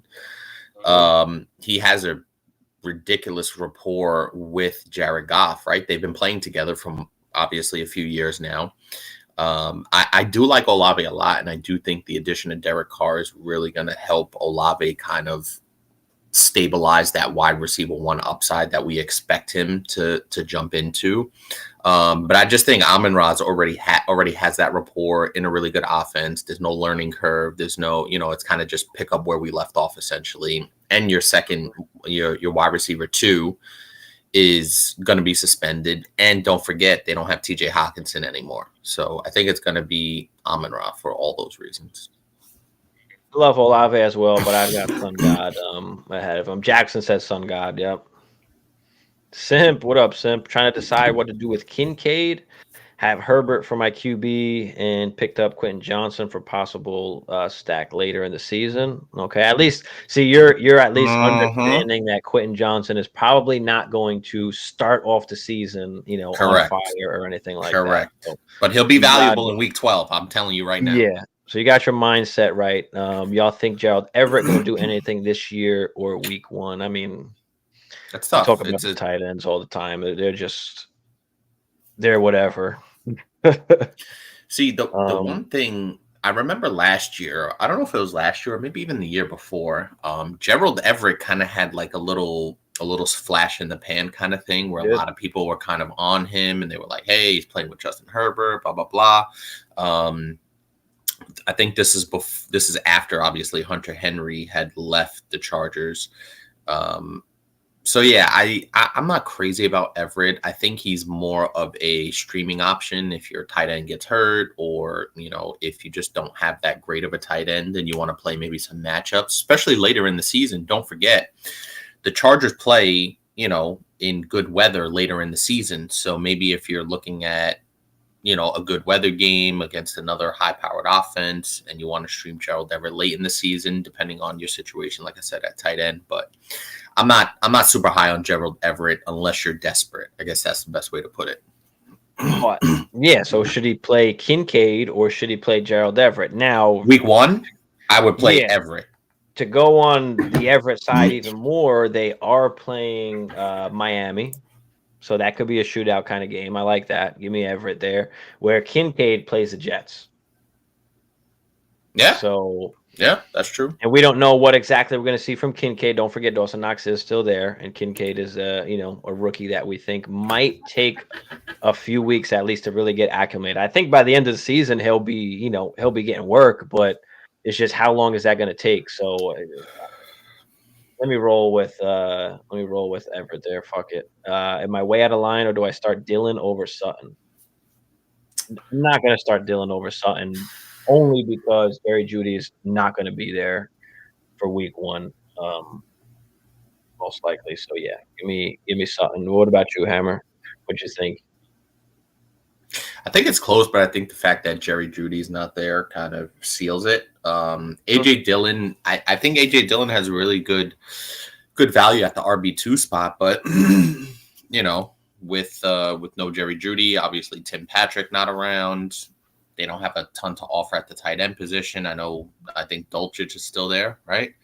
The running back position's kind of in flux as well with Javonte Davis and Samaje Perine filling in. So yeah, you got to think now, is Russell Wilson, and also too, maybe let's look at the flip side. Do you think Sutton is capable of handling number 1 coverage or handling the game plan being game planned around him as the number 1 receiver? So you could kind of look at it from both sides of the coin. The Packers are playing Chicago week 1. I don't mind that matchup.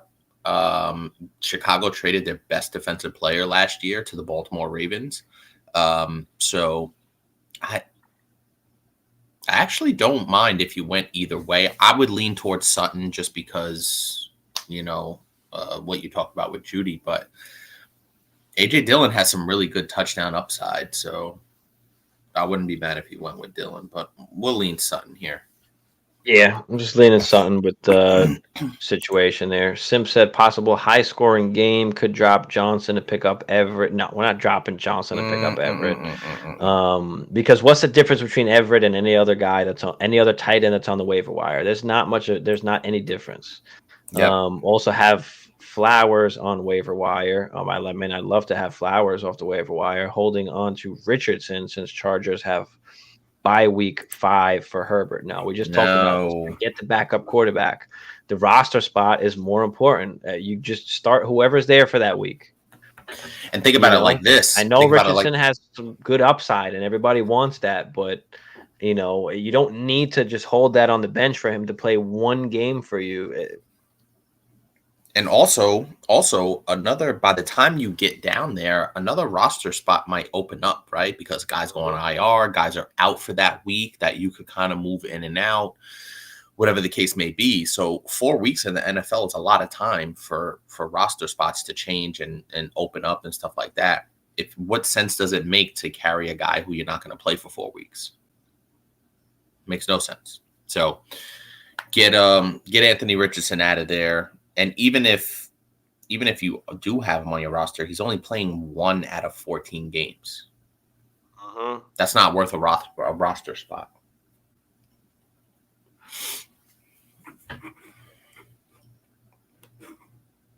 You guys don't think having a true tight end headed monster with the tight end premium and just score a bunch of points?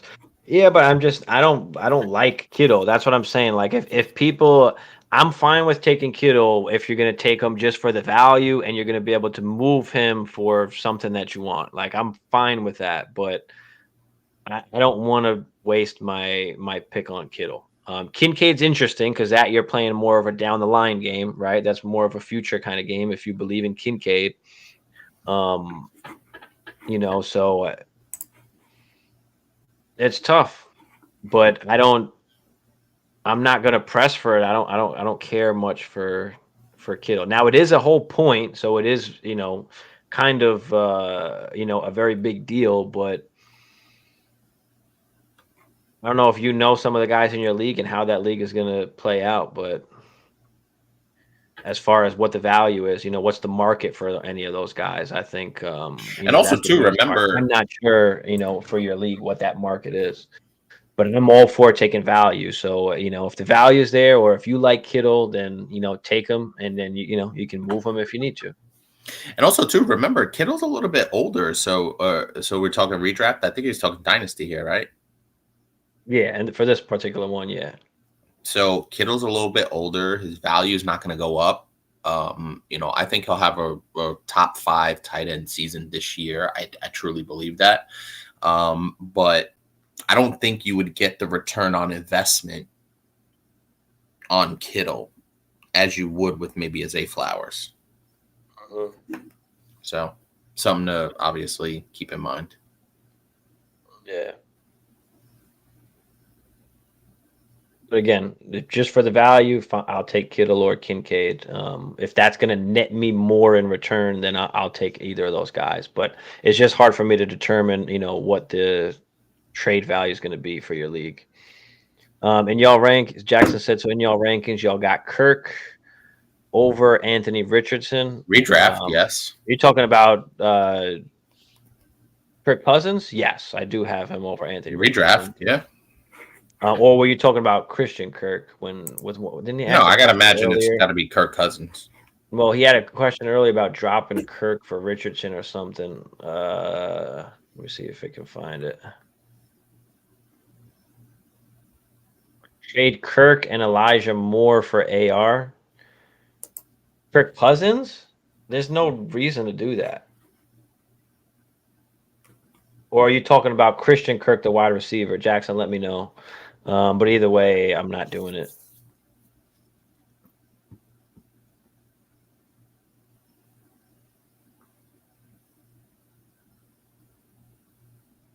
Jackson.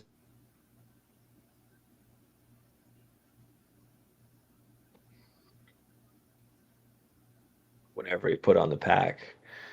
The boys are back like they never left. Oh, left probably. Have a good stream, fellas. Appreciate you, Caleb. Thanks for coming out, brother. Shout out to Caleb. Go back to that Jackson thing real quick. Your screen froze. I just saw 6.5. I got it right at the 6. Oh, damn! You got it at 6.5. That's nice. It's up to 7.5 now. Yep, at the perfect time. That's beautiful. No, that's Jackson said, man. Also, Stevie, I love you, bro. You know the Vikings fans will be sticking together. Hell yeah. Vikings on top of the division. That's what I'm talking about, bro. That quarterback documentary did get me hyped. If anybody watched that quarterback thing with with Kirk Cousins, that was a good the one with Mahomes and who was the other quarterback that didn't belong there? Marcus Mariota. Yeah, I don't know why they picked Marcus Mariota, but apparently some other guys turned it down, so that'll take what they can get. But Blue Crew, what up, Blue Crew? It's been a while, brother. Appreciate you coming in. PPR 10 team, would you trade AJ Dillon for Zay Flowers? What's the rest of your running backs look like? Where is he at? Blue Crew. What's the rest of your team look like, Blue Crew? Zay Flowers. He said, great show, fellas. Thank you for doing this public service from all the fantasy junkies. We appreciate all your feedback. Bro, this is what we do, man. We love, coming out here, enjoying it, hanging out with you guys. But, yeah, let me know who's your other running backs. Like, I mean, if A.J. Dillon is your RB2, like, I'm not going to give that up for Zay Flowers. But if you've got him just on your bench somewhere, then, yeah, I'll take the upside with, I'll take the upside on some Flowers. Yeah, I think take I a tend to stance there. agree. And I think Zay Flowers, like a Quentin Johnston, is going to be a lot better Yeah, down the stretch, said he's good. just because there's other competition at that skill position, at the pass catching position. And don't forget, we tend to forget a lot as well, especially with the Baltimore Ravens, that they have OBJ, they have Bateman, but they have Mark Andrews, right? That's another component there. So there's essentially 4 guys to feed, plus Lamar runs a lot. So you really have to be patient if you end up picking up, say, Flowers. Yeah, that's what I'm thinking. So I'll take Zay there, especially if you're good at running back, like you mentioned. So yeah, we going with Zay. Colby, what up, Colby? Appreciate everybody in the chat, guys. Make sure you hit that like, smash that subscribe for us. We'll get to all the questions here. Just be patient because we do like to, dive into it for real. I'm not just, we're not just throwing out BS at you here. So I I throw out just BS and you clean it up, so it's fine. I don't I very just rarely know what traded I'm talking Cup about. away to get AJ Brown. What do y'all think? PPR. I Oh, also come on. have That's 8 to 10. Jalen Hurts. That's 8 to 10ish. I'm getting In very 8 to 10ish. I considering love what we that, know. man. You're getting rid of a guy that has a bunch of question marks and is injured. We don't know what's going to happen, and you're getting AJ Brown. Absolutely, And you give me have AJ Jalen Brown, Hurts. and you get the stack. That was you're just showing off, Colby. I like it. I like it, brother.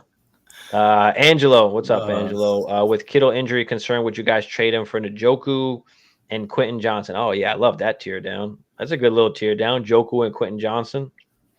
I probably uh, want to get something more though, because I don't think that people value Quentin Johnson as much as they probably should. So, can you get something better than Quentin Johnston? so the problem for me I have, and Angelo, it's a really good question, but so I had George Kittle, I think of last year, and maybe even the year before that. So George Kittle is a very frustrating person to have at your tight end position because he does get injured a lot. He's always banged up, but he will be really good for you down the stretch and into the playoffs. And I think the news of Brock Purdy being solidified as that QB1 does something for George Kittle's upside. He already obviously is a wide receiver. I mean, a tight end 1, but I think he has kind of solidified with Brock Purdy, top 5 tight end status. Obviously you have the 3: Kelsey, TJ Hawkinson, Mark Andrews, but then you got guys like Kittle, you got guys like Waller, Fryermuth you could throw in there, Njoku hanging around that 8-ish range, Evan Ingram we brought up. So I do think this vaults Kittle up a little bit more. So I would be a little weary of this because I do like Kittle in big game situations, especially late in the season. But I wouldn't mind it if you're trying to really fill out the rest of your roster.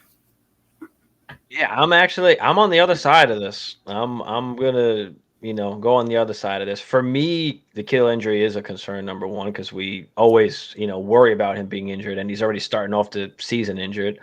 And I know you brought up the thing about Brock Purdy, but I'm gonna lean the other way on the Brock Purdy thing because Debo wasn't playing for the majority of those games where Kittle was going off. So when Mm-hmm. Kittle, Ayuk, and Debo were all on the field together, Kittle wasn't that good. So for me, give me Njoku, who I think takes a step up this year. Apparently, he's been really good so far with Watson. We'll see how that turns into, during the actual season. But because I don't have Kittle and Njoku too far off from each other, they're separated by maybe a couple spots in my ranking. So give me the free Quentin Johnson, basically almost. I'd like to get something better than Quentin if you can, because a lot of people value Kittle pretty high. So I kind of want to test the waters a little bit and see, if you can get something a little bit more. But for me, I'm okay with it. But I'm not mad if you wanted to keep Kittle, the way that Hammer's thinking of it.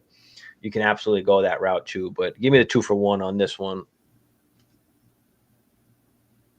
Yeah, I just think, man, if Watson's really good, obviously that makes a big difference. But I just George Kittle really just does have breakout. He can win you a week. I don't see Njoku winning you a week when you really need it. So I understand it. I'm not mad at it. I'm here for the other side of the coin. I truly do.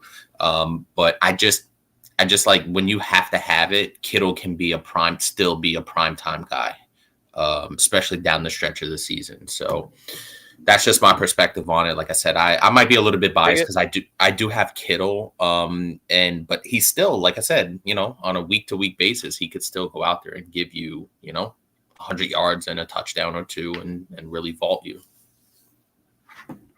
Nikki, what's up, Nikki? Thanks for tuning in. I just stole my dynasty draft robbery. All right, what do we got? Let me see if I can find it here. Tank last year for Bijan.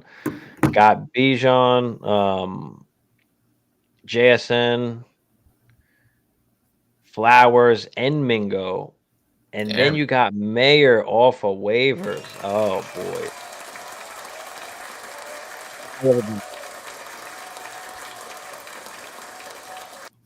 Okay, now I would like to see what the rest of your team looks like with all of those. Yeah, hold on, I'm gonna find it. I think she wrote something else in here. So how we mixing that in, and she maybe did that trade last year. I predict Purdy comes down with a terminal case of the Franciscos. But yeah, what's the rest of your squad look like, Nikki? Let us know what your squad's looking like right now at this point in time. Odor, drop one, Judy, Jacoby Myers, or Bateman in PPR, 1 QB, double flex, 12 team, start 9. Jacoby Myers. Hammer, go.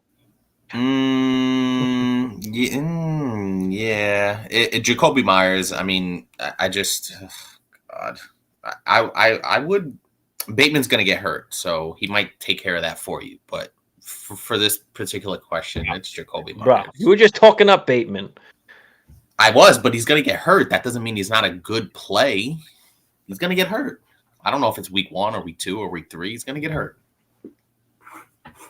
Yeah, I'm not.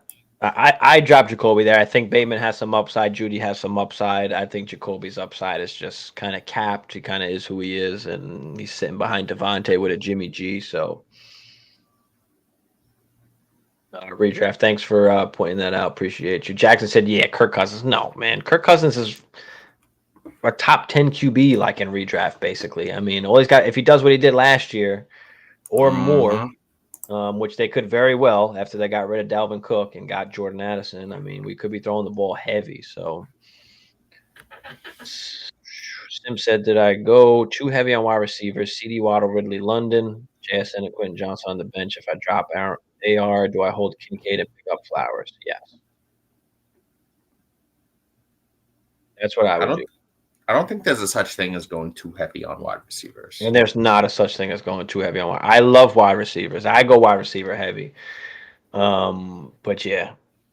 And what do we talk about, right? The value holds on these wide receivers, right? So even if you wanted to, and say down the line, say maybe like week 8 or right before your trade deadline, if there is one, you could have Drake London as basically your 4th or 5th wide receiver and go out and buy something that you need with that.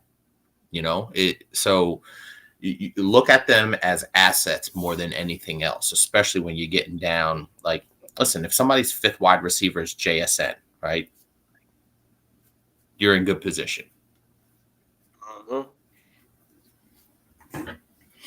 One Nation, 12-team Superflex PPR. Dak and Judy can get me what QBs? My QBs are Dak, Goff, and Richardson. Is this what I think we're talking Dynasty, right? One Nation. Yeah, you can post a team, One Nation. Just let me know if it's Dynasty or Redraft, because we got a little bit of both up in here. So I think this is the Dynasty. Dak and Judy can get me what QB? I don't know. Justin Herbert? Send him out? Possibly. I mean, you could start there. You could reach for that. Start there. Herbert, Lamar, Fields, Deshaun Watson.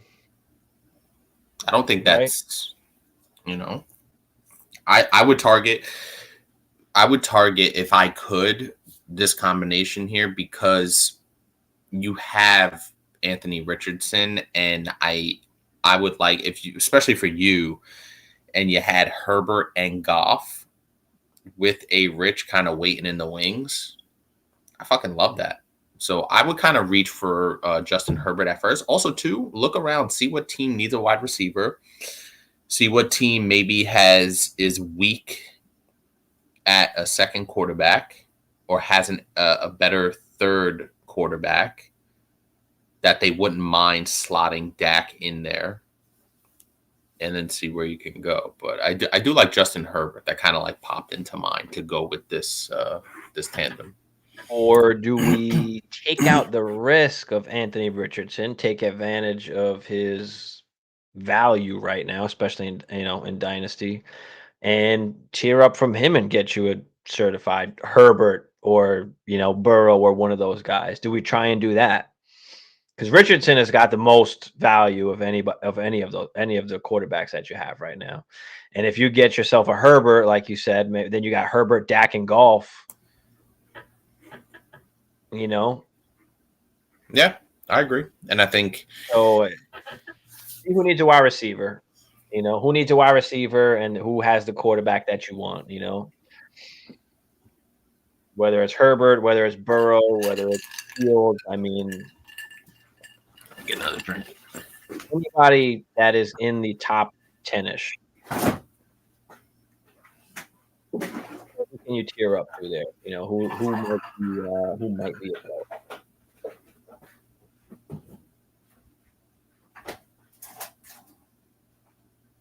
Get Juwano Ever for week 1 to see what Kincaid does. Yeah, I'm okay with getting either of those guys for week 1, but I'm not dropping. Or who was it? Oh yeah, drop Anthony Richardson for now. Pick up who you need to pick up. So. Nice Trey said the other trade got countered to this. I received Watson, Bijan, and Ridley and Brees Hall. I trade away Lamar, Tony Pollard, and Mike Williams. Why do I feel like this is even a better trade than the last one? Because it is. Oh, here, take Calvin Ridley and Brees Hall also, and just give me Tony Pollard. Fuck. Yeah, smash, bro, smash. As much as I love Lamar, I want Bijan, Calvin Ridley, and Brees Hall, and I'll tear down to Deshaun Watson. I'm okay with that. Yeah, I mean, are you smashing this? I couldn't do it fast enough.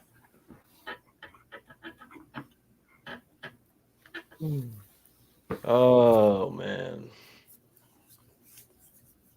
Angelo said I drafted Kittle at pick 69, which I thought was good value, but also have guys like Brees and Judy already dealing with injuries. Yeah. It's going to be rough. You have the injury bug kind of right away, but I mean, listen, those guys have some value. You can make some trades if you need to. I think there is some value there to Kittle, right? If you can move off him to kind of fill in the needs, I'm fine with that. Like, but like I said, I like having Kittle down the stretch. Going back to Lincoln with the 2 tight ends. Lincoln, if you're out there, follow us on Instagram. Check in the description. The Instagram link should be there. I want you to send me your league so I can look it up with the Warp and get a little bit better insight with that 2 tight end. And I know you're in the draft now, so it's kind of too late for me to do that. Unless you throw me your sleeper username and league name in the chat real quick. I'll try and pull it up on the Warp.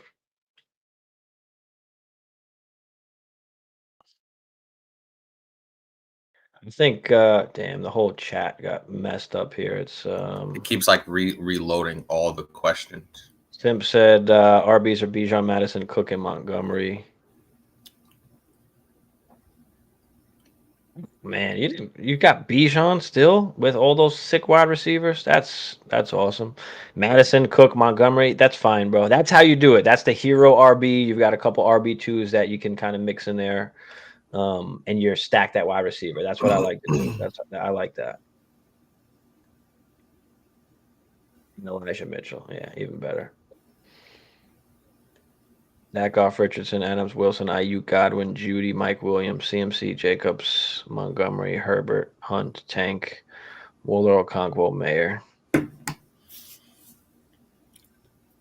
It's a pretty good team. I love being I like able it. to give up Judy and Dak. Now, the problem is that the person might counter you with Judy and say, "Hey, give me Dak and Ayuk for Herbert," right? Because Judy's injured, it's a hamstring. They're probably not sure, so you may get countered with a Dak and Ayuk for Herbert, right? Because they could use Dak and Ayuk right away. Judy's not going to be available right away, most likely. I just think it's going to cost more. Like, I'm not giving up Herbert for Dak and Judy. I don't care if I need a wide receiver. Because Herbert is, like top 5. So, that's the thing. It's hard to buy these quarterbacks, and I don't. It might cost you Dak, Ayuk, and Judy.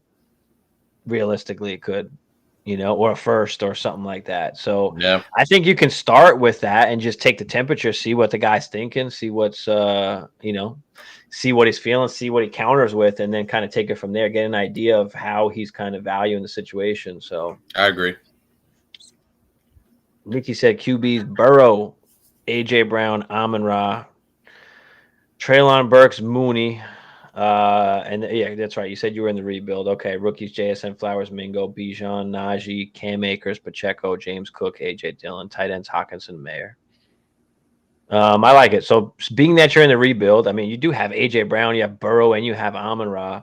Let's get rid of Burks. Let's get rid of Cam Akers, Pacheco, James Cook, AJ Dillon. All these running backs have value right now that you might be able to combine some sort of to kind of, tier up at wide receiver. Because AJ Brown, Amon Ra, that's great. Now, can we improve that Burks, Mooney? JSN, we're keeping for sure. Flowers, I think I'm keeping for sure. I'd like to. Mingo can go, but if Flowers is going to get you a stud wide receiver for now, I'm okay with losing out on Flowers, especially if you're going to keep JSN and Mingo. I mean, you got some assets, so you have things that you can work with there to make this not a rebuild, and you can contend, right now. So Yeah, I think you're in a really good situation because you were able to add to already stud core players, right? That's what we kind of talk about, is that you want to identify those stud core players and then add to it, right? You don't want to trade those guys away because your foundation is going to need to start somewhere. And the problem is that what happens is a lot of people, they'll trade away a Joe Burrow to get picks, but we don't know what those picks are. We know what Joe Burrow is, right? They trade away Justin Herbert. They trade away Justin Jefferson. Like, we know what these guys are. They're known commodities. These picks we're taking chances on, right? Even though we think JSN will be really good, there's a chance he's not. It's a small chance, but there's a chance he's not, right? So I think you're in the perfect situation where you have really good core guys, and then you have these rookies that you don't have to rely on to be great out of the box, because JSN's not going to be great out of the box because of the injury and where he's playing. So you're in a really good position, I think, to kind of win now and win later. I would say this: don't make the mistake of just trying to have the youngest team. Like, you need to have it mixed up. I mean, but you got Burrow, you've got AJ Brown, you've got Amon Ra, you've got JSN. I would say those 4 guys are going to be your stud guy, or you got Bijan and Najee. Those are your stud guys that I don't think we're touching. You got Hawkinson also. Those are the stud guys we're not touching. Everybody else is expendable, so trade those for assets or to tier up, right? So that's what we need to do. We need to tier up. So Flowers, Mingo, Burks, Mooney, all tradable. Cam Akers, Pacheco, James Cook, AJ Dillon, all tradable. Michael Mayer, tradable. You have Hawkinson. Take advantage of the value that he is right now, and move off those guys and just get solid, veteran guys, because you're going to be able to grow with AJ Brown, Amon Ra, JSN, and Burrow. So you already have a young nucleus there. So now it's time to shape up the rest of your team into a fucking powerhouse dominant team. So I think you have the assets to do it. So I think if you move all your shit around wisely, you're competing this year right now. Yeah. And you got Elijah Moore. Jesus. She wasn't lying. She really did kill. She really did kill it. So yeah, you've got the assets now to move things around and upgrade where you need to upgrade. So you're in a good spot. You're in a good spot. Shizuto, appreciate you. I got Garrett Wilson, Elijah Moore, Antonio Gibson, trade away Derrick Henry. Oh, I get Garrett Wilson, Elijah Moore, Gibson, trade away Henry, Terry, and Michael Thomas. Yes, yes, yes, yes, yes, and yes one more So time. Elijah, you're getting forget Michael Thomas, Right. Henry, and Terry. You get Garrett Wilson, which I rather much have than Terry. You get Elijah Moore also, and you get Gibby, but you do have to give up Derrick Henry. Which I'm honestly for redraft. Is this redraft? I believe. Yeah, it's got to be, yeah. So listen, I'm actually okay with this because I think it's a lot easier to find running back production that is at least at an RB2, a starting level running back production, right? But to get the upside of wide receiver production, Terry McLaurin's not going to give that to you. And Michael Thomas probably isn't going to play more than 4 games this year. So how much upside do you have? Hold on. Here we go. Thanks for throwing it out there. We could get some more insight on a 12-man league. Lamar and White. Lamar. Okay. Barkley, Connor, Gibson, Algier, Deion Jackson, Garrett Wilson. So did you make this trade or did you make this trade? Where is it? I would imagine. So it looks like you made the trade already. Okay. Well, there you go. So the team will look like Lamar, Barkley, Connor, Gibson, Algier, Deion Jackson. You got Garrett Wilson, DJ Moore, Mike Williams, and Elijah Moore. Yeah, you definitely needed some wide receiver help. So Sutton is nice too. I'm okay with it. I like it. I like the squad. I like it, Shizuto. Appreciate you. Smash that like for us. Hit that subscribe if you're new. Appreciate you coming out. Yeah, One Nation says smash that. Hell yeah. Blue Crew, what up, Blue Crew? Here we go. PPR 10 team. Would you drop Sutton for Marvin Mims? No, I'm not gonna drop Sutton. No, not at this point. I drop somebody else for Marvin Mims. I bet you got a backup quarterback you shouldn't have on your team. I bet you have a backup tight end that you shouldn't have on the bench. So I'd drop one of those guys. Oh, that's too funny. I'm after that warp thing, it kind of really, opened my eyes to, why are we carrying the backup quarterback? Like, yes, can it save you if your QB1 is done for the season? Yes, but what's really the chances of that? Is there a higher chance of that happening, or is there a higher chance of one of these backup running backs wind up playing for a week or a couple weeks of the season? And that just gives you more value. So no, I'm not going to drop Sutton for Mims. I'd try and see if I could drop someone else if possible. Yeah. Niggas said Musgrave's going undrafted. Is he worth a shake for tight end needy teams? Yeah, he is worth a shake for tight end needy teams. Definitely for sure. Musgrave is my dude, bro. I'd hold him just for the perceived value. If you can move him for a second, goodbye. Give me it. Yeah, so I was talking about him the other day, and I just think that, he adds an element to an offense that I think the Packers are going to be in the top half of the league in offense. I think it'll kind of be right at that fringe area, like 14, 15, 16, somewhere around there. But I think they're going to surprise a lot of people just because they have enough balance, right? They have good running backs. They have looks like a pretty solid tight end. They have a trio of receivers that are really good, not great. So I think, like I said, the combination of all of that is going to lead to some really productive weeks. So, and from what I've seen from Musgrave in preseason, he just looks like he fits in. He looks like he's another piece that fits what they're trying to do. So I totally agree with that. I think Musgrave is a really good pickup, really good stash at a shallow position to begin with. So, if one of these tight ends ends up with 55 grabs and 6 touchdowns, they're automatically, pushing tight end one spot in a 12-man team, 12-man league. Reese, start White, Madison, or Pacheco week 1.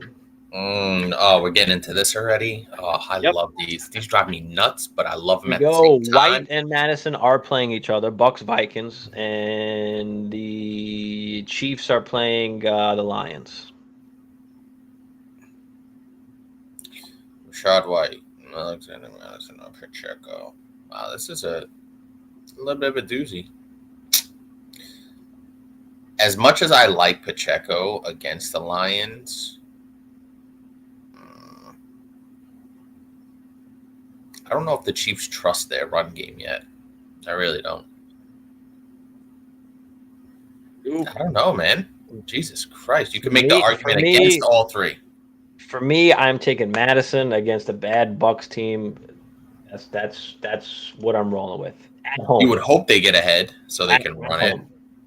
I mean, yeah, but I'll take them at home. I think that's the highest upside here. I mean, White's going against Minnesota. That could have decent upside, but it is Baker Mm-hmm. Mayfield. I don't know. I'm not as comfortable with White as I am with Madison. I'm more comfortable with Madison over all three of those guys, probably on any given week, almost. You know, Yeah, I barring think some that's a kind of tough one. I would detailed lean injury. Madison as well, but I just I don't know. I like what I saw from Pacheco at the end of last season. It's just a shame that I don't think that's going to be the norm where they decide to run it between the tackles and kind of balance that offense.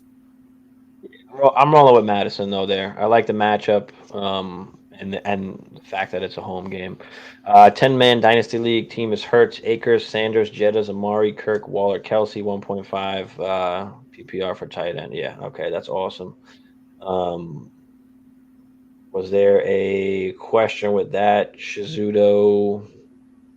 I think it's awesome because Okay, bench to the dynasty team was Purdy, Thielen, Charbonnet, Paris Campbell, Swift, Damian Harris, Osborne, Musgrave, Hyatt, likely Justin Ross. So, I mean, I'll be honest with you. This is a 10-team league. Okay, we don't need likely on the bench. We don't need Justin Ross or even Osborne. I don't think. I'd cut all those guys and pick up backup running backs.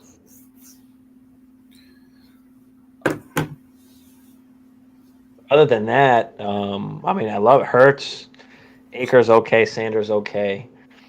Not really loving that duo at running back, but you got I don't mind it because you have Hurts now, even if he runs for a yeah. little bit less, and you also have That's it. Kelsey at the tight end premium. I think that makes up What's for it. making yeah, that's what's making the difference for you. So that's awesome. So you got Kelsey and Hurts, that's killing it, and you got Justin Jefferson. You have the three most highest WARP players in fantasy right now, pretty much. So you're fine rolling with Amari, Kirk, Waller, and even Akers and Sanders is gonna be okay. Fine. Oh, it's gonna be fine. I'd look to maybe even tear down from those guys, maybe, and just pick up some more assets or something like that. Like, Akers and Sanders. What's the difference between them and let's see, let me pull up RBs here. You know, Aaron Jones. Who else we got here? Monty. Right, I'm okay with getting one of those guys. Gibson, my guy Gibson. But I think you're fine, man. You don't really have much to worry about with Hurts, Jefferson, and Kelsey. I mean, at some point Kelsey's going to go down, but you got Hurts and Jefferson to carry you for a long way there. Would you just roll with that team until better opportunities presents itself? Yeah, I mean, a lot of things are going to happen during the season, One Nation. So you're going to have time to adjust. I'd try and get one of those top, 5-ish QBs if possible. See what it's going to cost, inquire about it, and then if it makes sense, it makes sense. If not, then you just kind of hold off.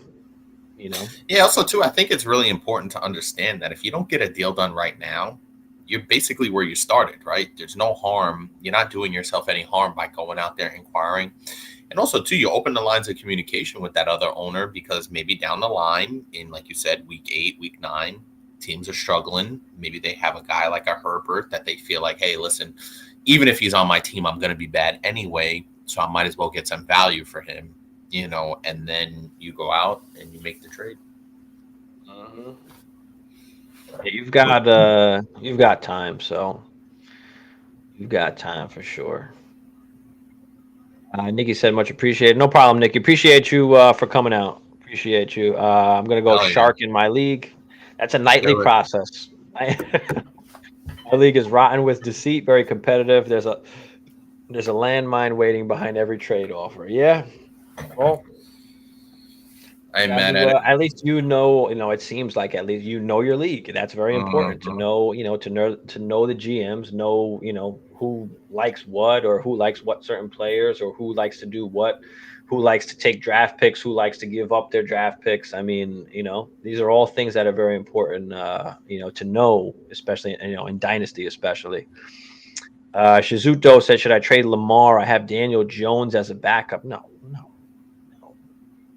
Trade Lamar for what? What are we trading Lamar for? I feel like I'm not getting rid of Lamar. I feel like that's a massive tear down if you do to get Daniel Jones. It's too much of a tear down. We're not doing that. And that was the redraft league, I think. Lamar White. Yeah, no. I'm not tearing down from Lamar to that. Lamar is going to give you a better. He could give you an MVP type season, like the whole thing. That's what I'm saying. I'm with Lamar for the MVP type. Is JSN wide receiver 1 in this rookie class? Yes. Production-wise, this year? No, not this year. Just in the rookie class in general.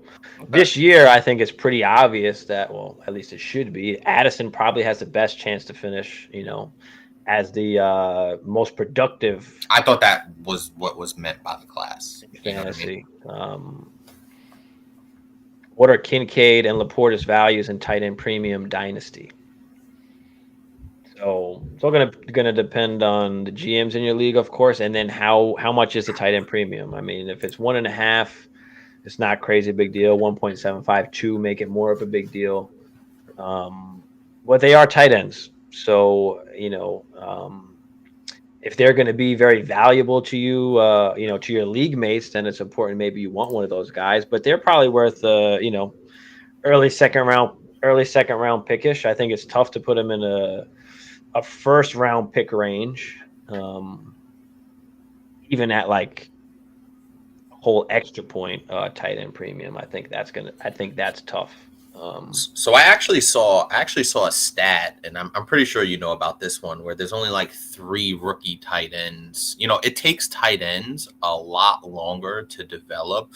Like, we can't expect people to come out there and just be Travis Kelce in his prime. Like, that's not going to happen. So I do think, and I actually did this in our home league where I have George Kittle as my starting tight end, and I picked up Michael Mayer, right? Just because I know Kittle's going to be my starting tight end, and maybe in a year or two, Michael Mayer may develop and be a really good tight end, but I'm not expecting a ton out of him. I also have Sam Laporta in another dynasty league. He's actually on my taxi squad because I believe I have Dallas Goedert, right? And I have Sam Laporta on my taxi squad. So those are some of the kind of things that you want to do if you're going to take a Kincaid, a Laporta, a Michael Mayer, a Musgrave that we talked about. Like the tight ends, especially those rookie tight ends that have a little bit of hype on them, right? They take a while. Rob Gronkowski took a while to develop, right, until what he was. These guys take time. So be patient with these guys, but I do think those 4 guys in particular, Kincaid, Laporta, Michael Mayer, and Musgrave, are worth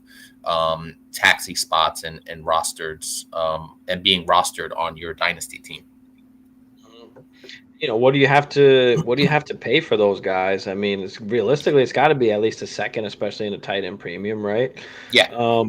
But especially if you're in a startup, right? Is Kincaid and Laporta going before, Njoku and Freiermuth, right? Depending on how experienced your league is, or is it more of a home league type, or is it like experienced people, like because every league is very different. I've seen more home league-ish Mhm. types where Kincaid and Laporta will fall like so late, and then you Yeah. see more experienced leagues and more competitive leagues where Kincaid and Laporta are going just way early, right? So Mhm.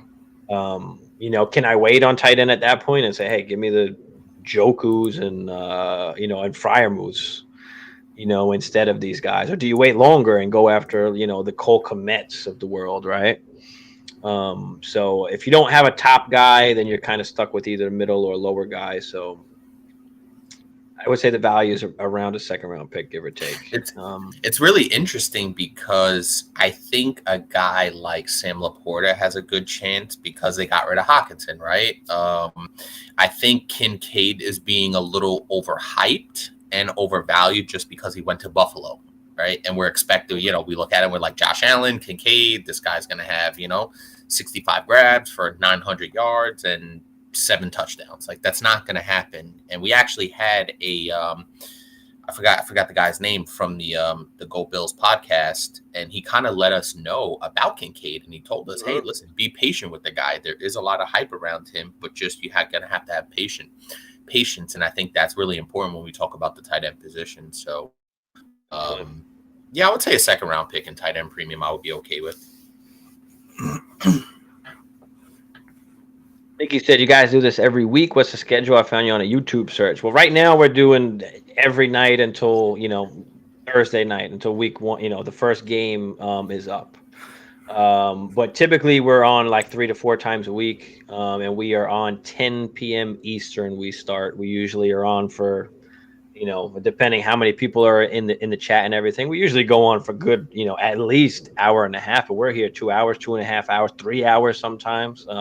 Just kind of depends on the flow of things, but we're live at least, 3 to 4 times a week, 10 Eastern. You'll find us here. Just hit the little noti button. This way you get notified, whenever we're coming on. But appreciate you finding Yeah, us. We've got definitely some good yeah, questions too. Killing it appreciate in you. that draft. New subscriber in the house. Appreciate you, Nikki. Sim said, if not Kincaid, Juwan, Dolchich, Everett, Laporta, Musgrave, or Ferguson, week 1. But Rodgers. Only reason for Everett was Herbert's like being I'm fine with Herbert. I mean, I'm fine with Everett if that's if you have to choose one of those guys. Like I said, they're all the There's not much same. separation yet. There's They're all not the much same. There's separation. not separation from any of those guys. You'll kill yourself if you're trying to figure out which guy is going to go off on what week. You're never Mhm. going to know. So just play Everett and that's it. And to be honest with you, Everett's a little bit older, right? So he's more of a veteran type guy. I know we just ran off a bunch of these young guys. Everett's the more veteran, established guy with a Justin Herbert there. So they have a little bit of a rapport. But I think that kind of cinches it. If you have Everett, just roll him out there with your quarterback and see what you get. Now, if he's dreadful, like I remember I don't know if it was last year or the year before, where like Cole Kmet was just dreadful, right? He was giving you like zeros for the first like 3 weeks. You just couldn't do that. Like you can't take that. But outside of that, just roll Everett out there and see what happens. Absolutely. Nikki said Buffalo tight ends are poverty, always have been. Yeah, I mean, the one thing with the difference with Kincaid is he's a He's a pure different talent. Yeah, catching he's a guy. talent. Yeah, That can actually run routes and get open. So it's a little bit different with him, and of course, without outside of Diggs, there's nobody else there. So everybody's very high on Kincaid. So he's got a lot to. What do you mean? Gabe Davis isn't a factor in this? Gabe Davis. We ranked It's on funny. Gabe I Davis. actually said, as much as I hate Gabe Davis, and didn't like him last year, told everybody not to draft him because the price was just absolutely horrendous. The price this year is not bad, if I'm being honest. The price of what Gabe Davis cost you this year, where you can draft him, as a wide receiver, 5-6 almost. He's going in like round 9-10, in some leagues. So I'm not out on that price, I'm Makes okay with sense. it. I don't trust him. I don't like him, but for No, the price point, it's a lot better. Yeah, the problem with Gabe Davis is we talked about he's so boomer bust that you have to play him every week and deal with the bust because he will go boom 1 or 2 weeks. So that's why we like to stay away from him, just because he's just going to drive you crazy. And then the 1 week you take him out, he has 40 points. Well, you can't pick which week to start him. That's the problem. Right. If you Right. have him on your team, you have to start him every single week almost. You And don't nobody know when wants that's that gonna happen. problem. No. Angelo said Brees Hall, Addison, or Elijah Moore as my second flex. Week 1, 12-man full PPR. So you can eliminate Brees Hall. I think we had this question. I don't know if it was you or somebody else that asked it. Maybe you hopped out for a minute. I think I went with Elijah Moore because they're going against. I don't think Brees Hall was a part of this conversation. I think it might have been Maybe somebody not. else. But Go ahead. who are the Browns playing again? Bengals. Bengals. That's right. So possible shootout. Give me Elijah Moore. I like Addison as well, but they are going against Tampa. I don't know how that's going to turn out. And Hammer brought up that Kirk is going to throw the ball a ton. So Addison's a good play. For me, it's between Addison and Elijah Moore. I would say pick whichever one that you like better. I'm going to lean towards Elijah Moore, though, for week 1. For whatever reason, something's saying Elijah Moore to me.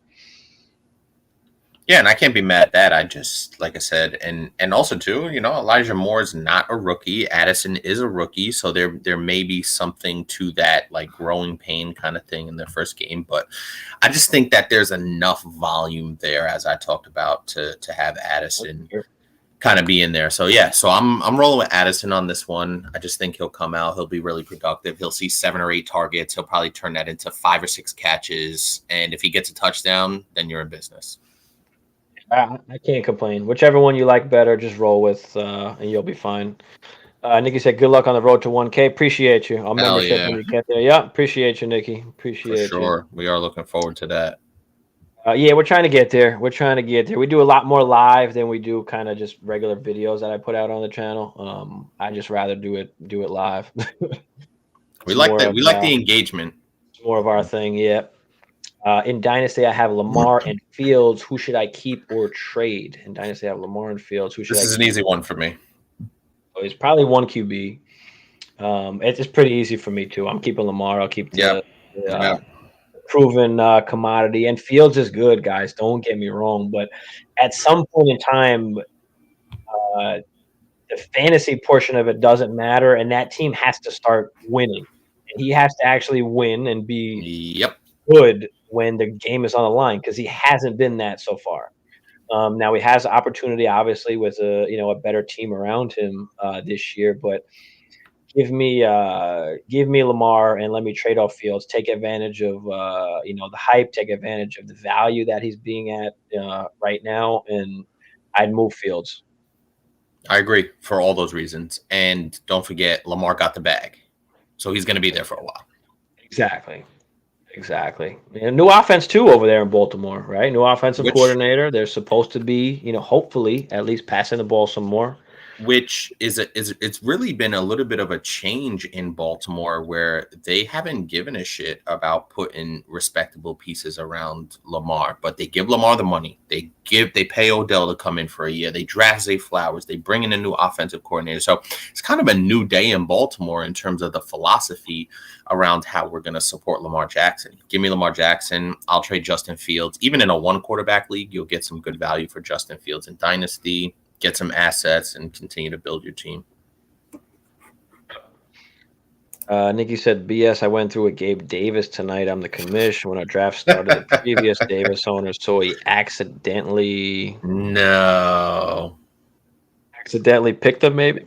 Just had to stop the draft and redo everything. Accidentally, bro. No. Too bad. No. And you got to find a way to trade him. That's how that works. Yeah. But see, I appreciate what Gabe Davis will drive you crazy even when the games haven't started. That's kind of why we say it's a bad omen to have Gabe Davis in or around your fantasy team. I accidentally dropped him. Oh, dropped. I thought you said drafted. I thought it was drafted. Oh, dropped. Gotcha. But yeah, I think that's gonna do it for tonight. We'll be on tomorrow. We're on the 420 Hustle Network channel as well tomorrow, so we'll be streaming to both channels. Our weekly Dynasty show. I think tomorrow, maybe Hammer, we'll talk about what you should be doing. I guess preparing and for week one. I guess so far, what are we looking at for our Dynasty teams? What are the things that we are we should be paying attention to, or that we should be doing or gearing up towards this start of the season here. So maybe we'll talk about that tomorrow. I like it. I got a couple But things in mind already as I lay my head on the pillow every night. all right, perfect. Just send me some ideas. We'll make a little show sheet, and we'll take care of that tomorrow. Hell yeah. Quentin, let's get Quentin real quick before we hop up out of here. Quentin, rate the team 12-man full PPR. Watson and Golf. AJ, T, Dotson, Gabe Davis, the Gabe Williams. There it is. Bijan, Pierce, Kamara, Samaji, Algier, Evan Hull, Hawkinson, McPherson, and Saints. I'll let you take this one, Hammer. Yeah, this is pretty damn good. I would imagine it's a 1 QB league. So I like Watson. You don't really need Goff if it's a 1 QB league. Although I will say if you have Watson, there is a little bit to having Goff, so that's fine. AJ Brown, T. Higgins, Jahan Dotson, Gabe Davis. We just kind of ranked on Gabe Davis a little bit there, but he's your fourth wide receiver with Jameson pulling up the rear, so that's not that bad. You don't have to play him every single week. Bijan, what is with Bijan being on almost every single team we've seen? You notice that good. People drafting good. Take Bijan, baby. Okay. Pierce, Kamara, Samaji P. Ryan, Quentin. I love that on your team. So Samaji P. Ryan, I think, is going to be really big at the beginning of the season. I think he can be one of those people that get your team off to a really good start. And then when Kamara comes back, you can utilize Alvin Kamara if you need to. So that's really nice there. And then you got TJ Hawkinson. Top 3 advantage tight. We call those advantage tight ends. Kicker defense is fine. I actually do like the Saints defense because they are in a division with Baker Mayfield, a rookie, and Desmond Ridder. So the Saints defense, that's actually a really strong defense. They have a strong defense anyway, but considering who they play in their division, 6 out of their 14 games, I'm actually very comfortable with that defense. So yeah, solid team. You got good quarterbacks. You got good pieces. I would try and tier up that wide receiver 3 position because T. Higgins, while I do really like T. Higgins, sometimes his production as a number 2 wide receiver can be a little hit or miss on a game-to-game scenario, right? His final stats for the year are going to look really good, but on game-to-game basis, you want to be able to get those weeks, right? Have those hammers and be able to win those weeks. So I would see if I could package some combination of Damian Pierce, Gabe Davis, if you can, maybe a Jameson Williams, and even Dotson if you have to. Fuck it, and just get a really bona fide, get another top 20-ish guy, a bona fide wide receiver 2. I think that's the target here, Quentin.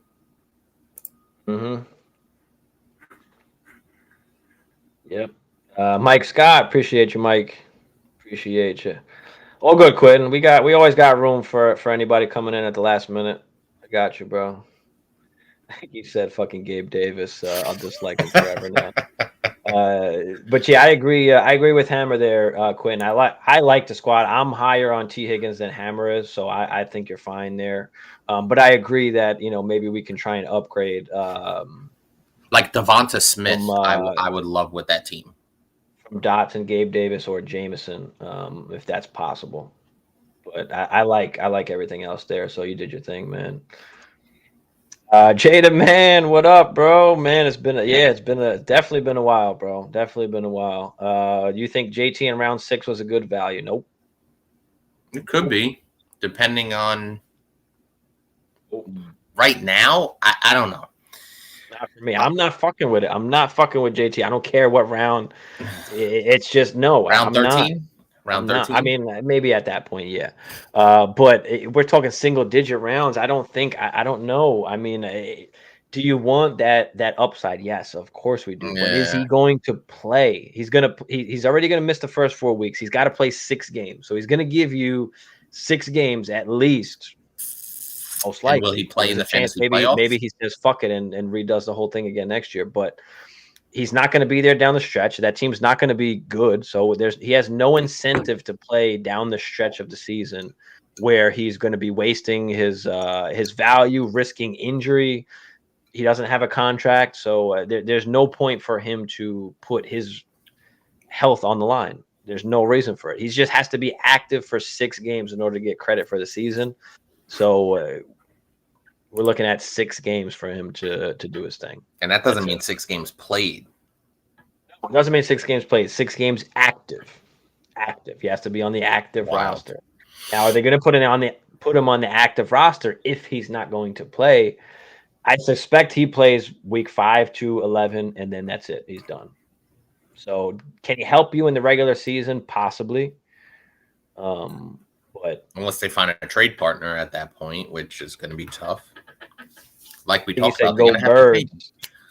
What kind of Birds fan? What is it? Eagles, Falcons? Eagles, the green ones. The Eagles. The green ones. I peeked. All right. Dole Guitar. All right, we'll get you in here real quick. What do you think I can get with Fields? In a 1 QB league, it's going to be a little tough. I'm going to assume it's 1 QB redraft, but people love Fields. So, if you can go after whoever has, a back-end QB1 and offer them Fields, I'm sure you can get something a little bit on top of it. But being, again, that it is, 1 QB, I don't know how much somebody's going to be willing to give up. So, well, particularly in Dynasty, I think if you could target somebody that has like Aaron Rodgers, right? Maybe a little bit of an older quarterback, maybe a Kirk Cousins, somebody like that kind of wants to reset the clock on their quarterback position. Maybe somebody got stuck with Russell Wilson, right, and doesn't have an alternative, right? You can target that team, one of those particular teams, and go out there. So there's just some food for thought on what teams to go out there and target.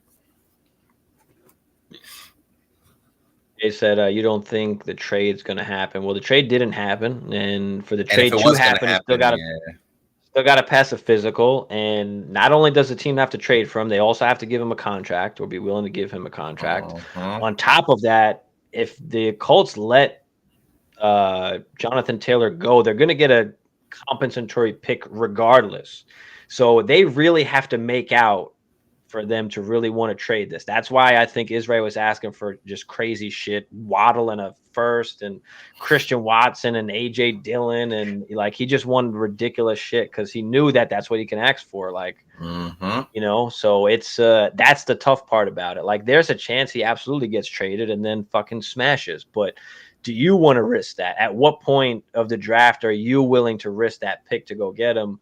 I think you said round 6, which isn't easy, bad, but there's still starter level guys you can get in those rounds, guys that are going to be on your starting lineup. Yeah, man. I don't know if I'm willing to take that chance yet that early. Obviously, there'll be a certain point in time.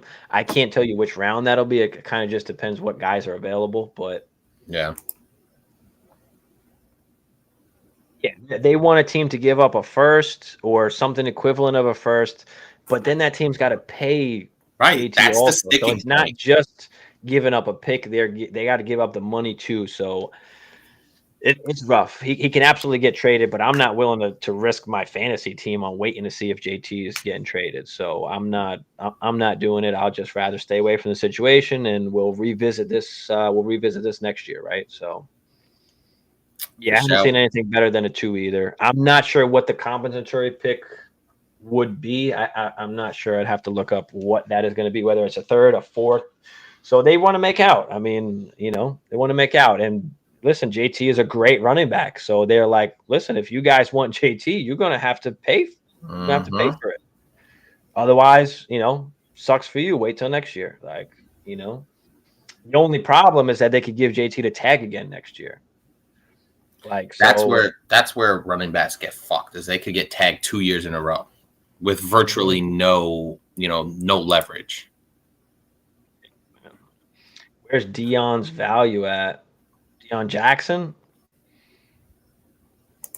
Nothing really. I mean, I think a second is pushing it. I don't want any of those guys. I don't want any of that backfield. I don't know who's going to be the guy that gets the ball. And who knows if they bring somebody else? It's just not worth it. But late second, third round pick, really. I mean, if I can sell Deion Jackson for a third, I'm taking it. I'll put it that way. Yeah, I think Fields I'm for Tony. not really messing with that, but go ahead. Fields Oh, go ahead. for Deion. no, I wouldn't mess with Who? Tony Romo. Who? Tony Montana. Shit. You talking about Kadarius Tony? Like Justin Fields for Kadarius Tony? Fuck no. Hell no. If that's what you're talking about, let me know In a though. one Dolcatar. QB, maybe that's why he's. I'm not. I ain't trading him for I'm Tony. I just don't care. throwing it out there. Are you taking Tony? Probably not. No. YouTube great Fortnite. Oh, Tony Pollard. Okay. Even still, right? Tony, I think there's Fields for Tony Pollard. Yeah, if you're talking about one QB, I mean Tony Pollard is probably coming off the board before Justin Fields. So I would say that's a fair trade. Yeah. I think I'd rather go. Did you say who his backup was? Who his Backup. other QB was? I don't think so. I think he just had those two. It was Lamar and Fields, right? He had Lamar and Fields. I see a Fields. I don't know if I see. Oh yeah, Lamar and Fields. Okay, yeah. Was this Dynasty we were talking about, or was it Redraft? No, this is Dynasty. Okay, hold on. We got to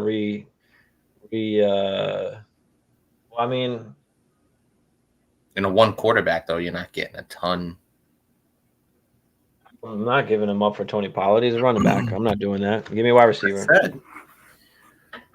Give me some kind of top wide receiver instead of running back. Should I try to get for Kamara and Jamal Williams in a PPR 10-team league? I thought about Kupp. Any other players to target? Kamara and Jamal Williams in a PPR 10-team. I'm staying away from Kupp. I'm not getting Kupp, but I'm okay with giving up Kamara and Jamal Williams. If that's going to net you Kupp, like I'll take the risk on Kupp at that point.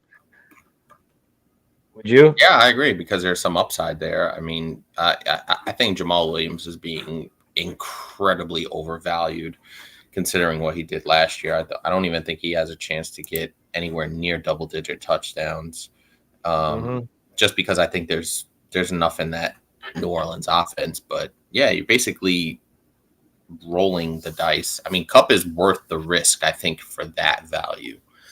I do like Kamara when he comes back, but I like Kupp a little bit more if he comes back and plays at 80% of what we've seen the last year and a half, basically healthy of Kupp. Yeah, I agree. Yeah, Dolcatar. I'd probably go. I want a wide receiver. I don't want a running back. Pollard's good for a year, maybe. There's no Don't know what's happening after that. So even in a one QB league, like Fields has the upside to be a top guy. So you should be able to get maybe a top wide receiver. I don't want Pollard. I'd probably fish around and see what wide receiver I can grab for him. Fish out. You know. But all right, guys. Appreciate everybody for coming out. Nikki Dolcatar. YouTube. Let's see. Jay the Man has been a while. Quentin. Mike Scott. Derek, who was here earlier, Kevin, of Packed course. house again today. Simp, Jake, Shizudo, One Nation, Reese, Blue Crew. We had some old heads come out today. Angelo was in here. We had Jackson that up season, in here. bro. It's that time of the year. Ice Trade Gaming, Simp, Hodor. Trying to make sure I don't miss anybody here. Colby, Caleb came through. Appreciate you for coming through, Caleb, if you're still out there. Nikki, of course, and everything else is messed up from here. I can't go up. The whole chat is Big Trev came through. Jay, Swing Sculptors, Francisco, Rendon, Mike Collins. Hopefully I didn't miss anybody. Albert, of course. But yeah, appreciate y'all. We about to get up out of here though. We'll see y'all. I'll see y'all tomorrow. I'm not sure if Hammer's coming out tomorrow, but Hammer, you coming through tomorrow? Yep. I have Diggs and St. Brown. I need a running back because I have Dalvin Cook and David Montgomery. You're not giving up Diggs and St. Brown for a running back, so just forget about it. You're better off with those two wide receivers stacking. That's going to give you more of an advantage than trying to trade one of those guys. to get a running back. Monty's fine, but there's got to be some other guys on your team that you can trade to get a running back. Yeah, you don't want to trade your horses. Let's not do that for running backs, especially wide receivers. Right. Absolutely. All right, guys. Peace out. We out of here. Appreciate y'all.